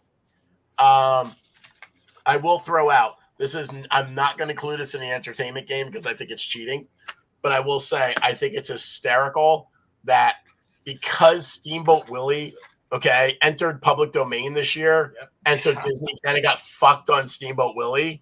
And I don't know if you guys know this, but I'm sure you're all aware of, they put out Winnie the Pooh, Blood and Honey, which was a horror movie on Winnie the Pooh. Well, now the joke is they're trying to put out all these Disney movies that are horror movies. And they've done it in the past. So in 1997, there was Snow White, A Tale of Terror. It was a direct-to-video one. I had it in my video store. I loved it. There is Cinderella, which is a 2006 Korean horror film, and it's fucking spooky. There is Pinocchio's Revenge in 1986. There is The Curse of Sleeping Beauty in 2016, and that's a Roku movie on Roku, so you can see it for free. And Winnie the Pooh, Blood and Honey already has part 2 that released too. Wow. Now they're making Screamboat, which is a Steamboat Willie horror movie coming in theaters in 2025, and it's actually starring the dude that is in Terrifier, playing the bad guy in Terrifier as Steamboat Willie, as the horror version of Steamboat Willie. And I think it's just hysterical that as these Disney kind of characters are entering public domain, these horror movie guys are jumping on it and making the most like vicious, disgusting, gory horror movies you could possibly make. It just cracks me up. It is funny that that's like the first move. You know what I mean? Yes. It's like, oh, well, of course. Exactly. Let's do that. Exactly. Yeah. I think it's funny as shit. All right. So with that, let us, gentlemen, I'm going to, let's see, I can actually do this. Hold on. I think I know how to share my screen here. Let's see. You can do it. Where did I do it last time? Where the hell was it? Present. It's present. It's share screen. And it's window. And it's here. There we go. All right. So we all visited the park. So let's do a quick walkthrough. I took some photos of the things I thought we should probably mention. Okay. First thing I thought was cool. Brand new sign. And the sign is digital. And it has nothing of importance on it, but it's digital. So at least I can finally do stuff on a digital sign. So I thought that's kind of new and kind of cool. All right. Andy, you haven't seen it, so I thought you might dig it. Hopefully you can see it. Can you see it on your screen, Andy? Yeah, I see it. Okay, there you go. And it has all the different resort logos on it and all that. So it's kind of neat that they did that. Here's where it gets a little crazy. All right. If you go for the day, you have multiple lanes to go into the parking lot. Here's the fucked up thing. And here's where Scott actually is right. And he kind of won over me and Chris. Me and Chris having diamond passes, we get speedy parking for free this year. If you go there for the day, look at the price of this. Preferred parking. Insane. $60 fucking dollars for the day. Yeah. And the other one is $45. That's fucking That's what sold nuts. me on the pass. I was like, why on earth would I not get a pass? I understand why people are so pissed about it. Here's what pissed me off. Look up at the top section, Andy, and you see where it says speedy parking, blah, blah, blah. Here's the fucked up thing. Last year, I did not have speedy parking. I had preferred parking, and they made me park near the fucking security gate by the screen machine and walk all the way around the front gate because speedy parking had all the normal parking. It was ridiculous, and they had just opened it. But the two right-hand lanes, when you get into the toll booths where the parking are and you pay for parking, those were speedy parking only. Here's the cool thing about speedy parking. Once you enable it in the app, it recognizes your license plate. And when you drive up to the speedy park, to the booth, the toll booth, it sees your license plate, recognizes it, raises the bar, and lets you right in. And you go over to the speedy parking area and park. However, the day we went, none of them were specific to speedy parking.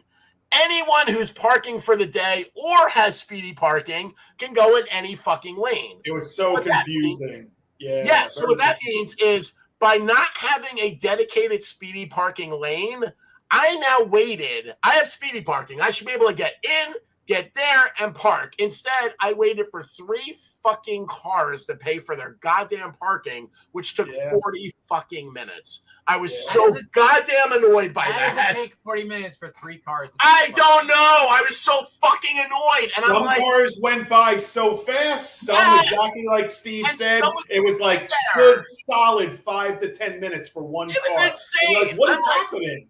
Why is there not dedicated speedy parking passes? It reads the fucking license plate. Why is this not happening? I'm so mad. Why does it take more than a minute for somebody to pay to park? Well, everything's a credit card transaction. transaction. If I had to guess, it was a dispute. Do I pay? Should I be paying because I have this pass versus that pass? And it was probably a lot of back and forth. But yeah, like Scott said, why would it take that long even if you had to pay? So I think no one's paying those prices in cash. Everything is a separate transaction now. No, but like they can swipe a card for every car. They have a barcode scanner. They scan the pass. They do. They have a fucking iPad there, Andy. Every booth has a person with an iPad. And they scan the pass, and if you come up with not having parking, then you pay for parking. Like, how hard is it? It shouldn't take But here's the thing. If you already have the speedy parking, they don't even scan you because the booth, there's like literally cameras at the booth that see your license plate and just raise the bar, and you can go right through. So it's like you don't even have to look at the person if you have speedy parking, but they did not give any dedicated speedy parking lanes. So we had to wait. So my whole point is, thank you for giving me free speedy parking for being a Diamond Pass, but I fucking had to wait just like I would if I didn't have it. So it didn't fucking help me, you know? Yeah, it just annoyed the shit out of me. It was a bad process, a really bad process. I got through in 5 minutes. I pulled up. Which annoyed me even more when you said that. Because I was like, God damn it. They took 2 minutes, and then I went up, and I scanned my pass, and I was through, and that was it. And I went to what I thought was the shortest lane, and those 3 cars in front of me fucking took forever. It was so annoying. Yeah, anyway, about that. And then the price. I mean, I don't park at Disney, but Disney is actually less for 4. Yes. I mean, it's less. That's a high fucking price for parking, and dude. Once you park, you can get transportation to 6 parks plus the downtown, the Springs. So, I mean, forget about the value, but it's still less. It's like 30 to 55 in peak season, you know? So, yeah, what are they doing? Friggin', I never thought anybody would beat Yankee Stadium. $35 to park at Yankee Stadium. Well, they're just crushing it. Right? Here's what they're crushing it. They were like, all right, we have a family of 5 coming. They've already spent, like, what, $200-300 to get in the door. They're not going to fucking turn away if we ask them for $45 to park. You're right. They didn't even know before they came here they'd have to pay it. But absolutely, once they get there, they're gonna you're be right. Like, well, I guess we have to pay this now. Now, here's an even more fucked up one. I pull in, and there's no signage, and there's nobody telling me where to go. So I go over to the Tweety area, which is the normal parking lot, but I don't go all the way over to, like, in front of, like, the GA Bush where front gate is. I'm like, it's not, you can't get to that. It's blocked off. You have to go over to like the exit route, like as if you were going to the gas station, and then go through there to get into this other parking lot, which is the one that's on the screen right now, which is Diamond and Preferred lot.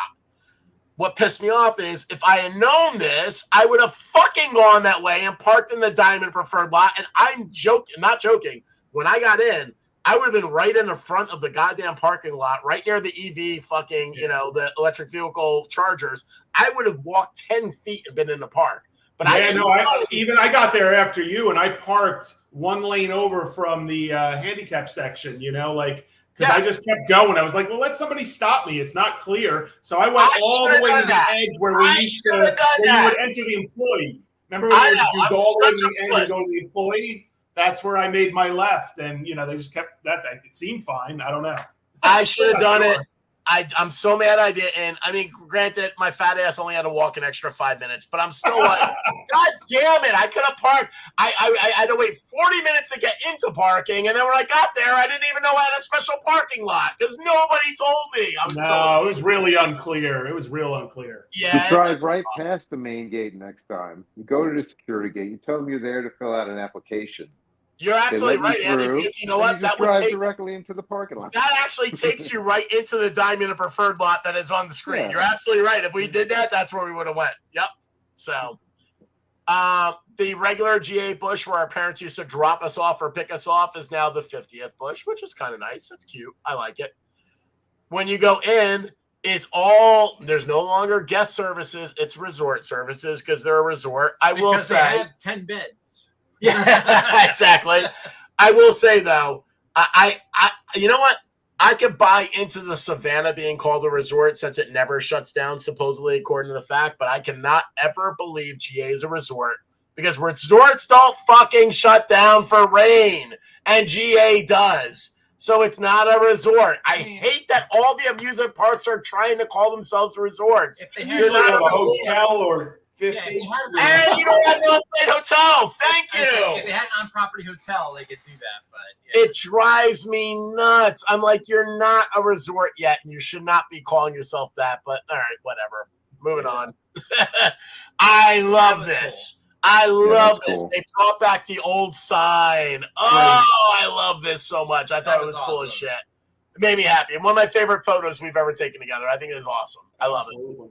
Yeah, the having so for people listening on the audio, when you go to the front gate where the fountain is, the old lion holding the banner is back for the 50th anniversary in large, full life size. It's really, really cool. Really, really neat. Another thing I love, Andy, you'll dig this. They're converting all the lights to LEDs, so you could. This is in the brightest daylight at 1 o'clock. Yeah. Look at those Looks lights. nice.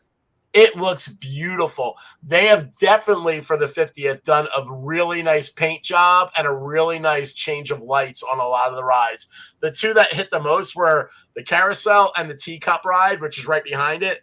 They convert them all very clearly to LEDs because you can see them in. It doesn't matter how bright the sun is, you can see all the lights in the daytime. It's really nice. Good job. They did a really good job. Here's what fucking blew my mind now. Look at all this empty space. If you go over to 140, there's just as much empty space there over near the fucking Harley Quinn and Joker ride. There is so much empty cement space in this park now. It's insane. I will say They took out all the trees. There used to be a lot They of did. trees and Well, yeah, plants. No shade. I think No they shade, opened man. up the part here that the way it was when it first opened, where the carousel went right into the 4 teepees right there, Yes. 4 tents. Yep. So they opened that back up, which is awesome, but you don't force guests to go back up into the game square anymore, so you can cut right through there. And they are avoiding the game square, which is why I'm not joking, Andy. We went by the games. We never saw a single person playing at a single game in Game Square for the entire day. Not one person playing a game. And we also only saw in all of Game Square 2 employees. How the fuck is that possible? How is They that charge even you so much money for everything else now, and I'm sure the games are probably ridiculous to play. I'm guessing minimum $5 to play a game. Like, who's going to spend any more money on this stuff? You know, you just nailed a good thing. Okay, so Chris and Scott, we have to remember next time we go there, Andy just gave us a test. We have to look at the price of the games. We did not look at that. I thought they might be $1, to be honest with you, or $2. But you might. No. Last time I was No there way they're $1. 5 years ago, it's like $5 and up for the most part. True, you're probably right. But I love this because look at Chris and Sam. They're like, "Where is anything? Look at it. Where is it?" And blinded by the sun. There's no shade. It looks like a desert. At all. I will tell you, this park is not catering to the elderly anymore. No. They are really not, dude. It is catering to kids that want to buy a fast pass and go on rides. So that's all it's catering to now. Yeah, man. This is all open area now, Andy. Look at that shit. It's crazy, man. Teacups, though. Look at that. Look at the teacup. You can see that shit lit up from this far away in the middle at 1 o'clock in the afternoon. That's fucking awesome. I love those upgrades, man. So this is the old studio, the recording studio tent. They put this, every window has a different year, and it walks you through the changes of each year. 2021, 2017, 2012, 2007. All the ones where they did major changes, they put up. Very, very cool. A neat thing to throw in for the 50th. We love this. This took a little time. I put it up deliberately so people could actually just like enlarge it and look at it if they don't go to the park. really, really good thing that they did, though. I mean, like, yeah, we also took pictures in front of like our years, or our most memorable years, at least. You know. Yeah, like look at 1990 has the Pac-Man outfit. Yeah, look at that as a character walking around. Can you imagine being this sucker in that big ass Pac-Man outfit? Jesus, that sucks. You know, like very cool though. Bobsled, like such old stuff being shown in here. I thought so cool, man. I thought this was a really nice deal for them. I thought that this was like, this is the shit they should be doing for the 50th, and they did. I thought that was really cool. And there's a bunch of them. It goes all the way back to 74. Yeah, that was cool. Yeah, pretty neat, man. Right into the construction area. Now, this was fun. This is the walkway with our bricks. Now, here's what's cool. Wally Coyote came over because he saw me and Scott trying to find the goddamn brick, and we couldn't find it. And he kept pointing. I had so much fun with him. He was pointing at random bricks, and I was like, nope. And he just pointed another one. I'm like, nope. And he pointed another one. I'm like, nope. And it just kept going. And it was so funny. The last brick he pointed out, and I said, nope. He threw his hands in the air, and he had enough, and he went to walk away. I shit you not, Andy. I looked down and go, there's our brick! I found it right next to where he was pointing. So he came running back, and he pointed it, and that is our brick that his hand is on. Nice. And it's right there. Oh, man, we're right near the sewer? Yes! Now, what's cool, though, so that's us, all right? And we're in the bottom right corner, which I love. In the 2024 area, we're, like, in that corner. I think that's cool. This thing does this. Hold on. It blocks. Yeah, what happens is it gets to a certain brick and it just stops. Okay, so then I have to go in here. Yeah, this brick for some reason doesn't want to show up on Facebook. I don't know why. So, Andy, if you can see this here, our section is 2024, but this is all 2024. So there's not a lot of bricks bought. I mean, this is a ton if you look at it. I mean, that's a lot. Everyone uses a brick. But what they're doing, which is really cool, that's going to be 2025. That's going to be 2026. Remember we were worried that maybe they'll just take them out after a couple of years? Well, they set it up so every year they could keep selling them and just expanding the bricks. I don't know if that's what they're going to do. They didn't say that, but it looks like that's what they're going to do because this is just us right here. And these are all regular bricks. So that's kind of cool. So I like they have a lot to go still. They have a ton. Yeah, so hopefully they don't remove them and they keep them there. And there's a bunch of nerds looking at bricks, you know? Look at those nerds. We found it, though. We were happy, man. It took us 10 minutes to get up from that position. Oh, my God. We were creeping and crawling. You could hear our knees cracking. It was pretty good. This, Andy, sadly enough, was La Cantina. And then the taco place. It's now a coffee joint over in the entrance to Western. There's no more Mexican place. It's now a coffee joint. However, speaking as a coffee fanatic, I'm okay with that. So I didn't care. Where Hand used to be over in the Western area, they put this whole Great Adventure Guide area, and it's kind of cool. It shows you heights for every ride. It has this digital display that is running and showing you the wait times. However, gentlemen that were there with me, were any of these wait times accurate? I was just going to say, post their meaningless wait times. Absolutely fucking lie. Every wait time on this thing was bull and shit. None of them were accurate. And they were there. They're in multiple areas of the park. They put this wait time thing in a couple different areas, and it's beautiful. It's a digital one. It's supposed to be real time. It scrolls and shows you all the rides. On the app on your phone? Absolutely. On the app. None of the wait times are right. They're all fucking not even remotely close. So off. It's not funny. No wait, 1 hour. However, all right, let's do the double weighing thing. Hopefully, they'll fix that in the future and they'll be accurate. We'll leave it at that. Yeah, I mean, I think it was based on the amount of people online. However, they didn't take into account how long it would take them to move said people through the ride with only one train and nobody really caring. So, that's a factor. Now, Andy, here's Log Flume. If you can't see where the arrow is right here, so many parts of the trough are just completely gone. That's lift 1, dude. That's right past lift 1. When are they planning on opening this? So they're saying it should open next month. And I will give them credit. Okay, look at this. Even that's a basilisk one. The piece is missing from there. What I do like though is that apparently they took every fucking piece of trough off and redid it. Every one, which is really neat. And I'm gonna fast forward real fast for a second. And I mean, I'll go that's back. good, but for the 50th year anniversary, you think you would open with your But- classic ride. But even while we were there, here's a gentleman up there. They are working on it. They are fucking working on it. They were actively, while we were there, working on it, trying to put it up. So that's kind of cool. So on the good side, it is getting built. It's just slow. But if you look, even in the trough, they're fixing all the cracks, every little bit. They're actually doing a full revamp of the ride. So it's one of those deals where I go, it sucks that it's taking so long, but it's also cool that they're actually doing it. And they plan on keeping the ride for like longer time because, that's my ride. That's my ride, dude. So I want it to be there. I would think if they're putting all that money into it, then you got at least Absolutely. 10 years left. Yep.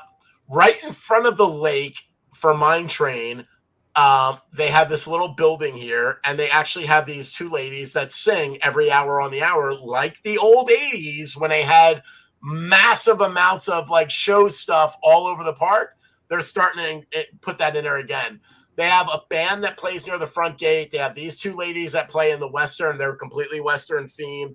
They are starting to throw shows back. And look at this guy. When I posted the picture, Andrew Mack, oh my God, there's entertainment? I agree with you, buddy, because 2 years ago there was nothing. But now they actually are starting to put entertainment back in the park. And there were a lot of, on the other side of this picture, there's a lot of elderly people just sitting there listening to these ladies sing, which was really, really cool because, like they needed that. Like the park needs to put stuff for the elderly that just can't ride rides and are bringing their kids to the park, So I was very happy to see this. That was kind of cool. Best of the West is back! The Grill and Saloon! And Scotty's not allowed, except we let him sit with us because we're very nice. But there's a VIP section on the right. And then we got some good food. We waited 20 minutes for these pretzels, as Peluso said. But then there's just the peon section on the left. Just the mess hall. And I loved it. I thought it was hysterical. They have a peon section and a VIP section. And what's funny is someone actually posted like, hey, there's also a diamond VIP section on the balcony. And I did not know that. And I'm like, God damn it, we're going on that next time. Like that's so cool. So good. I will say we did actually have an enjoyable meal there, though. We waited a little while, but they have a lot of alcoholic beverage choices there, and we did have an enjoyable meal. So Best of the West, still good. I had it. We went on the Mine Train. We only went on 4 rides, Andy. We went on Superman, we went on Batman, we went on Mine Train, and we went on Medusa. And don't forget the best of all. Come on, man. Oh my God! And we went on Skull Mountain. I'm sorry. We went on 5. I'm sorry. Mine Train, I will say, did beat the shit out of us. It is definitely a harsh ride.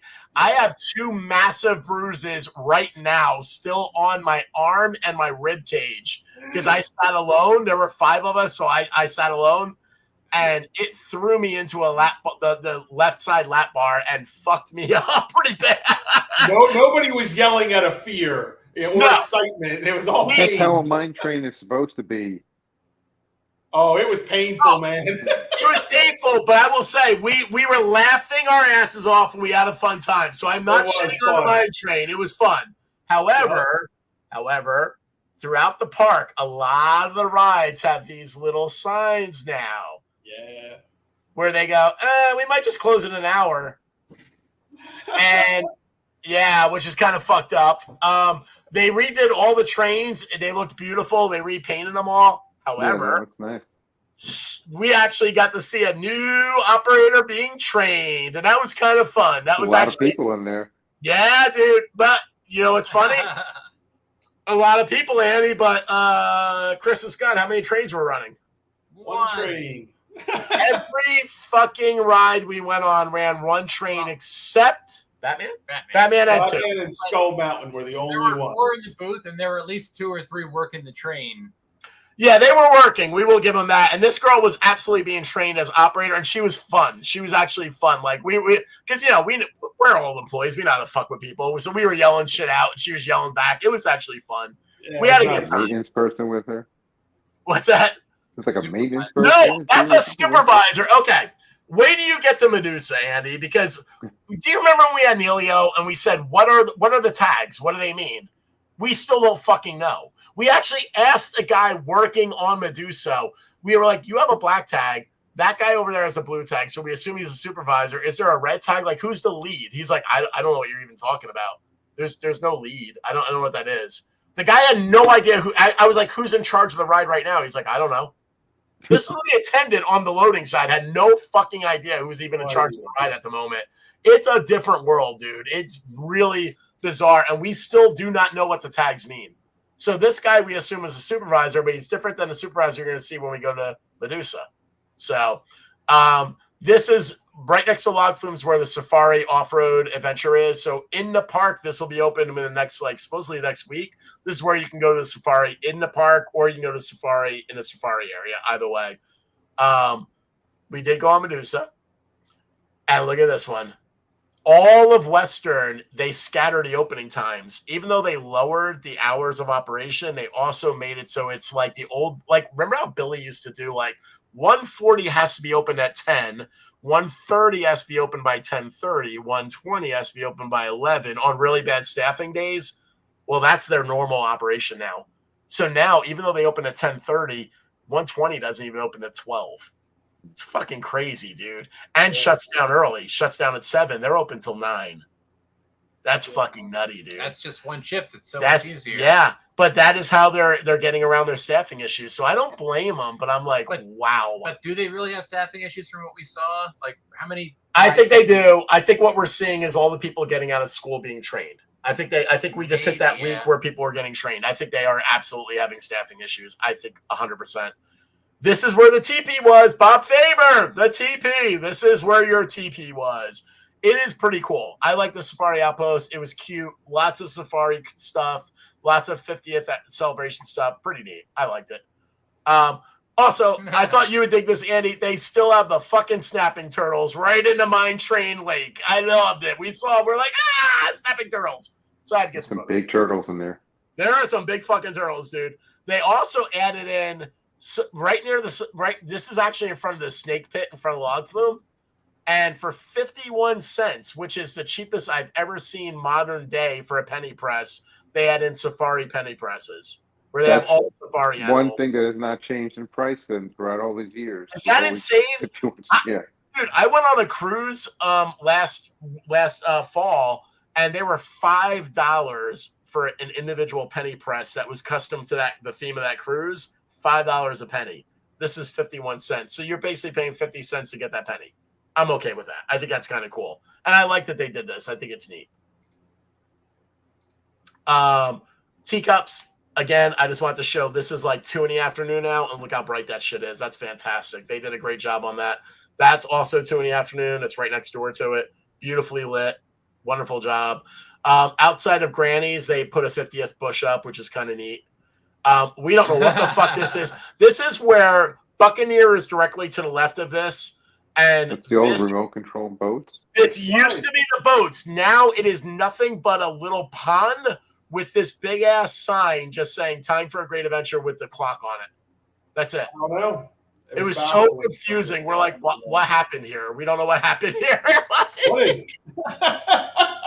Look how many fucking employees are in Skull Island. There's so many goddamn employees. Wait, yeah, but those were the several more working as attendants. I know. There was a ton of employees. To their credit, they had 2 trains going. We will give them that. They had 2 trains going. Also, those stupid freaking bottles I just bitched about, they do have sport bottle holders where you can just hold your bottles here. But it cracks me up. We're like, but leave them at your own risk. Anyone can take your bottle if you leave it. We don't care.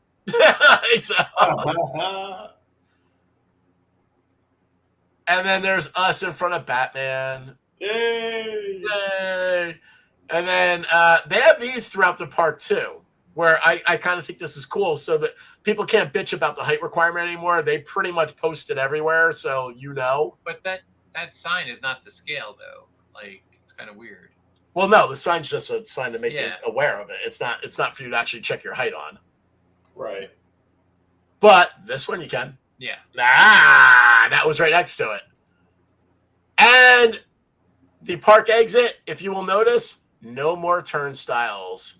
They don't give a shit. They don't do a count. You just leave. They don't care anymore. Not at any rides either. No throughput. Yeah. Nope. Just none at the rides either. You're absolutely right. Yeah. Are you sure that there's no camera or anything there, just counting people now, or they just seem like they didn't give a shit, Andy? Like even if they had turnstiles, I'd be like, well, they're not using them. Like there was no effort or concern about moving people at a faster rate. Like it was just do it all at a regular slow pace. Yeah. But to your point, Andy, I think they probably have a hidden scanner there that we're not seeing. I think for in and out, they absolutely have it. I think legally they have to know how many people are in the park. And whatnot. Yeah. And we're down to, I think, the last two photos, man. So I will say, everybody talked about these EV chargers for electric vehicles. Every fucking one was packed. Everyone had somebody sitting there charging their vehicle. There was not a single available one. So people are definitely using those things and definitely taking advantage of them. So that was an actual smart ad on their part. I give them credit for that. Two things I will bitch about. Last year, as part of the all the discounts they were offering when you renew your season's pass, I got the Imagica thing, which is basically, the photos for the rides. That's the company that takes all the photos for the rides. None of them were operating except Medusa. We went on Batman. That one wasn't open. We went on fucking all the other ones we went on. They weren't open. The only one was open was Medusa. Here's the fucked up thing. I paid for it. So for 1 full year, I'm supposed to have any ride we go on, I get free photos, right?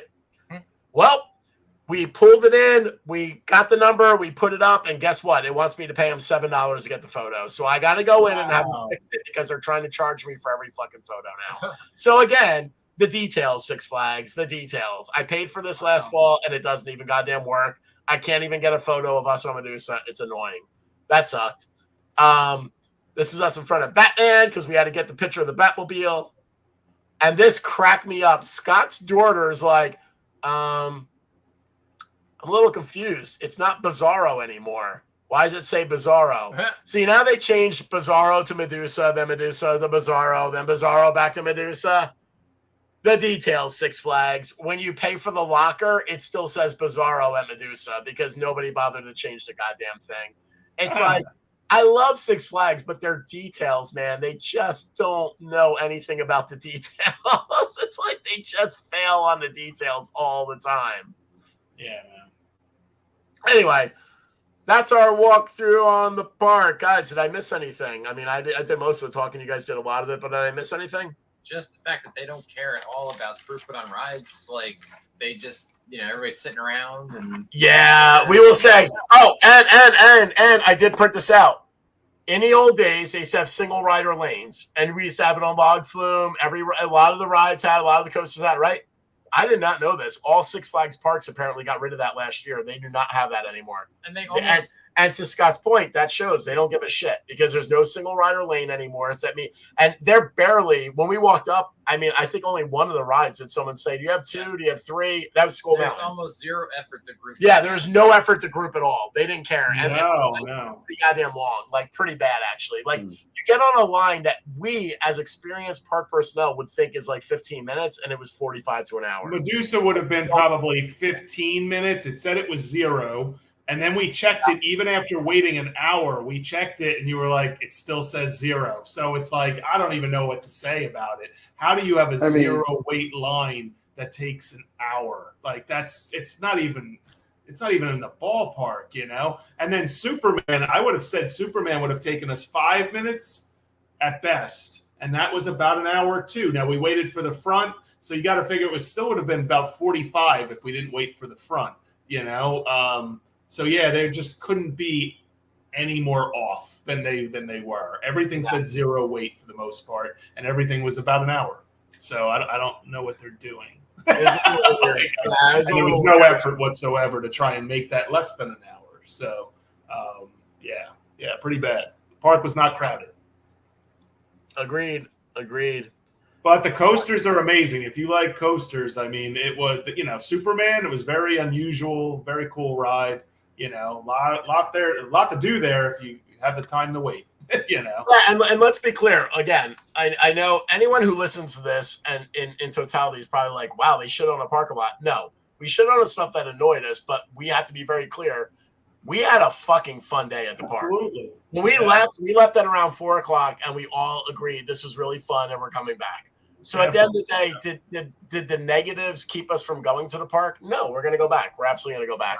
Scott, and go back smarter. Knowing what it's like, now we know what it's like. I'm not going to trust an hour, a no wait time. That's absolutely true. So as experienced people now, we're learning, okay, well, don't ever trust anything they put on the video because that's a bullshit. No, take a look at the line. Come up with our own assessment. Yeah. I mean, when they're running one train and you get to the station, there's 8 people standing around doing nothing. That's, also it's disappointing, but I try not to put that against them on our visit because I really did feel like they were doing a lot of training on our visit. I thought that's why it might be going like that. But I do agree with you. In general, though, that is fucking annoying. It's really annoying, man. When you see that, there's nothing like going on a mine train and seeing 16 employees and are running one train. And you're like, come the fuck on, man. Like, Jesus Christ. But is the other train even there? Is it like sitting on the transfer track, or they not even have it available? No, I don't think it was even there. I'll be honest with you, I don't recall seeing it. It could have been there. Maybe I didn't notice it because I was excited to ride because it's the first time I've been on mine train in a while, but I don't think it was there. No, we saw the track, and I remember you going, "Oh, the transfer track, you should use that." But there was no train on it. Yeah, there was no train out, and then the people stand around and do nothing for like 2 or 3 minutes till it comes back in, and then they work again for another minute, and they do nothing for 2 or 3 minutes. Yeah, it was an afterthought. Yeah, it was just like, oh, another train. Yeah, but we still had a good day. Yeah, we're leaving it at a good day. And we found our brick. If nothing else, our brick is in the park. Our names are in the park forever. Until the brick's Love it, man. It's fantastic. Yeah. All right, gentlemen. By the brain. Agreed. Sadly, I think we're out of our time. So let's put this podcast to bed. Many thanks to everyone who joined us live and commented. We love you guys. We didn't get to all your comments, but we love them. Rob Judge, yes, I'm in a privileged class. They better goddamn recognize that. All right. So I'm a diamond pass holder, for Christ's sakes. Jesus, Thanks everyone who listened to us. Thanks everyone who listened to us live on Facebook, on the audio version. We appreciate it. Signing off for now. I am Steve Hicks. My co-hosts are Scott Loudon, Chris Peluso. Got it in real fast, Andy, just in case. Auletti. Auletti, I'm done. All right. Make it a great day.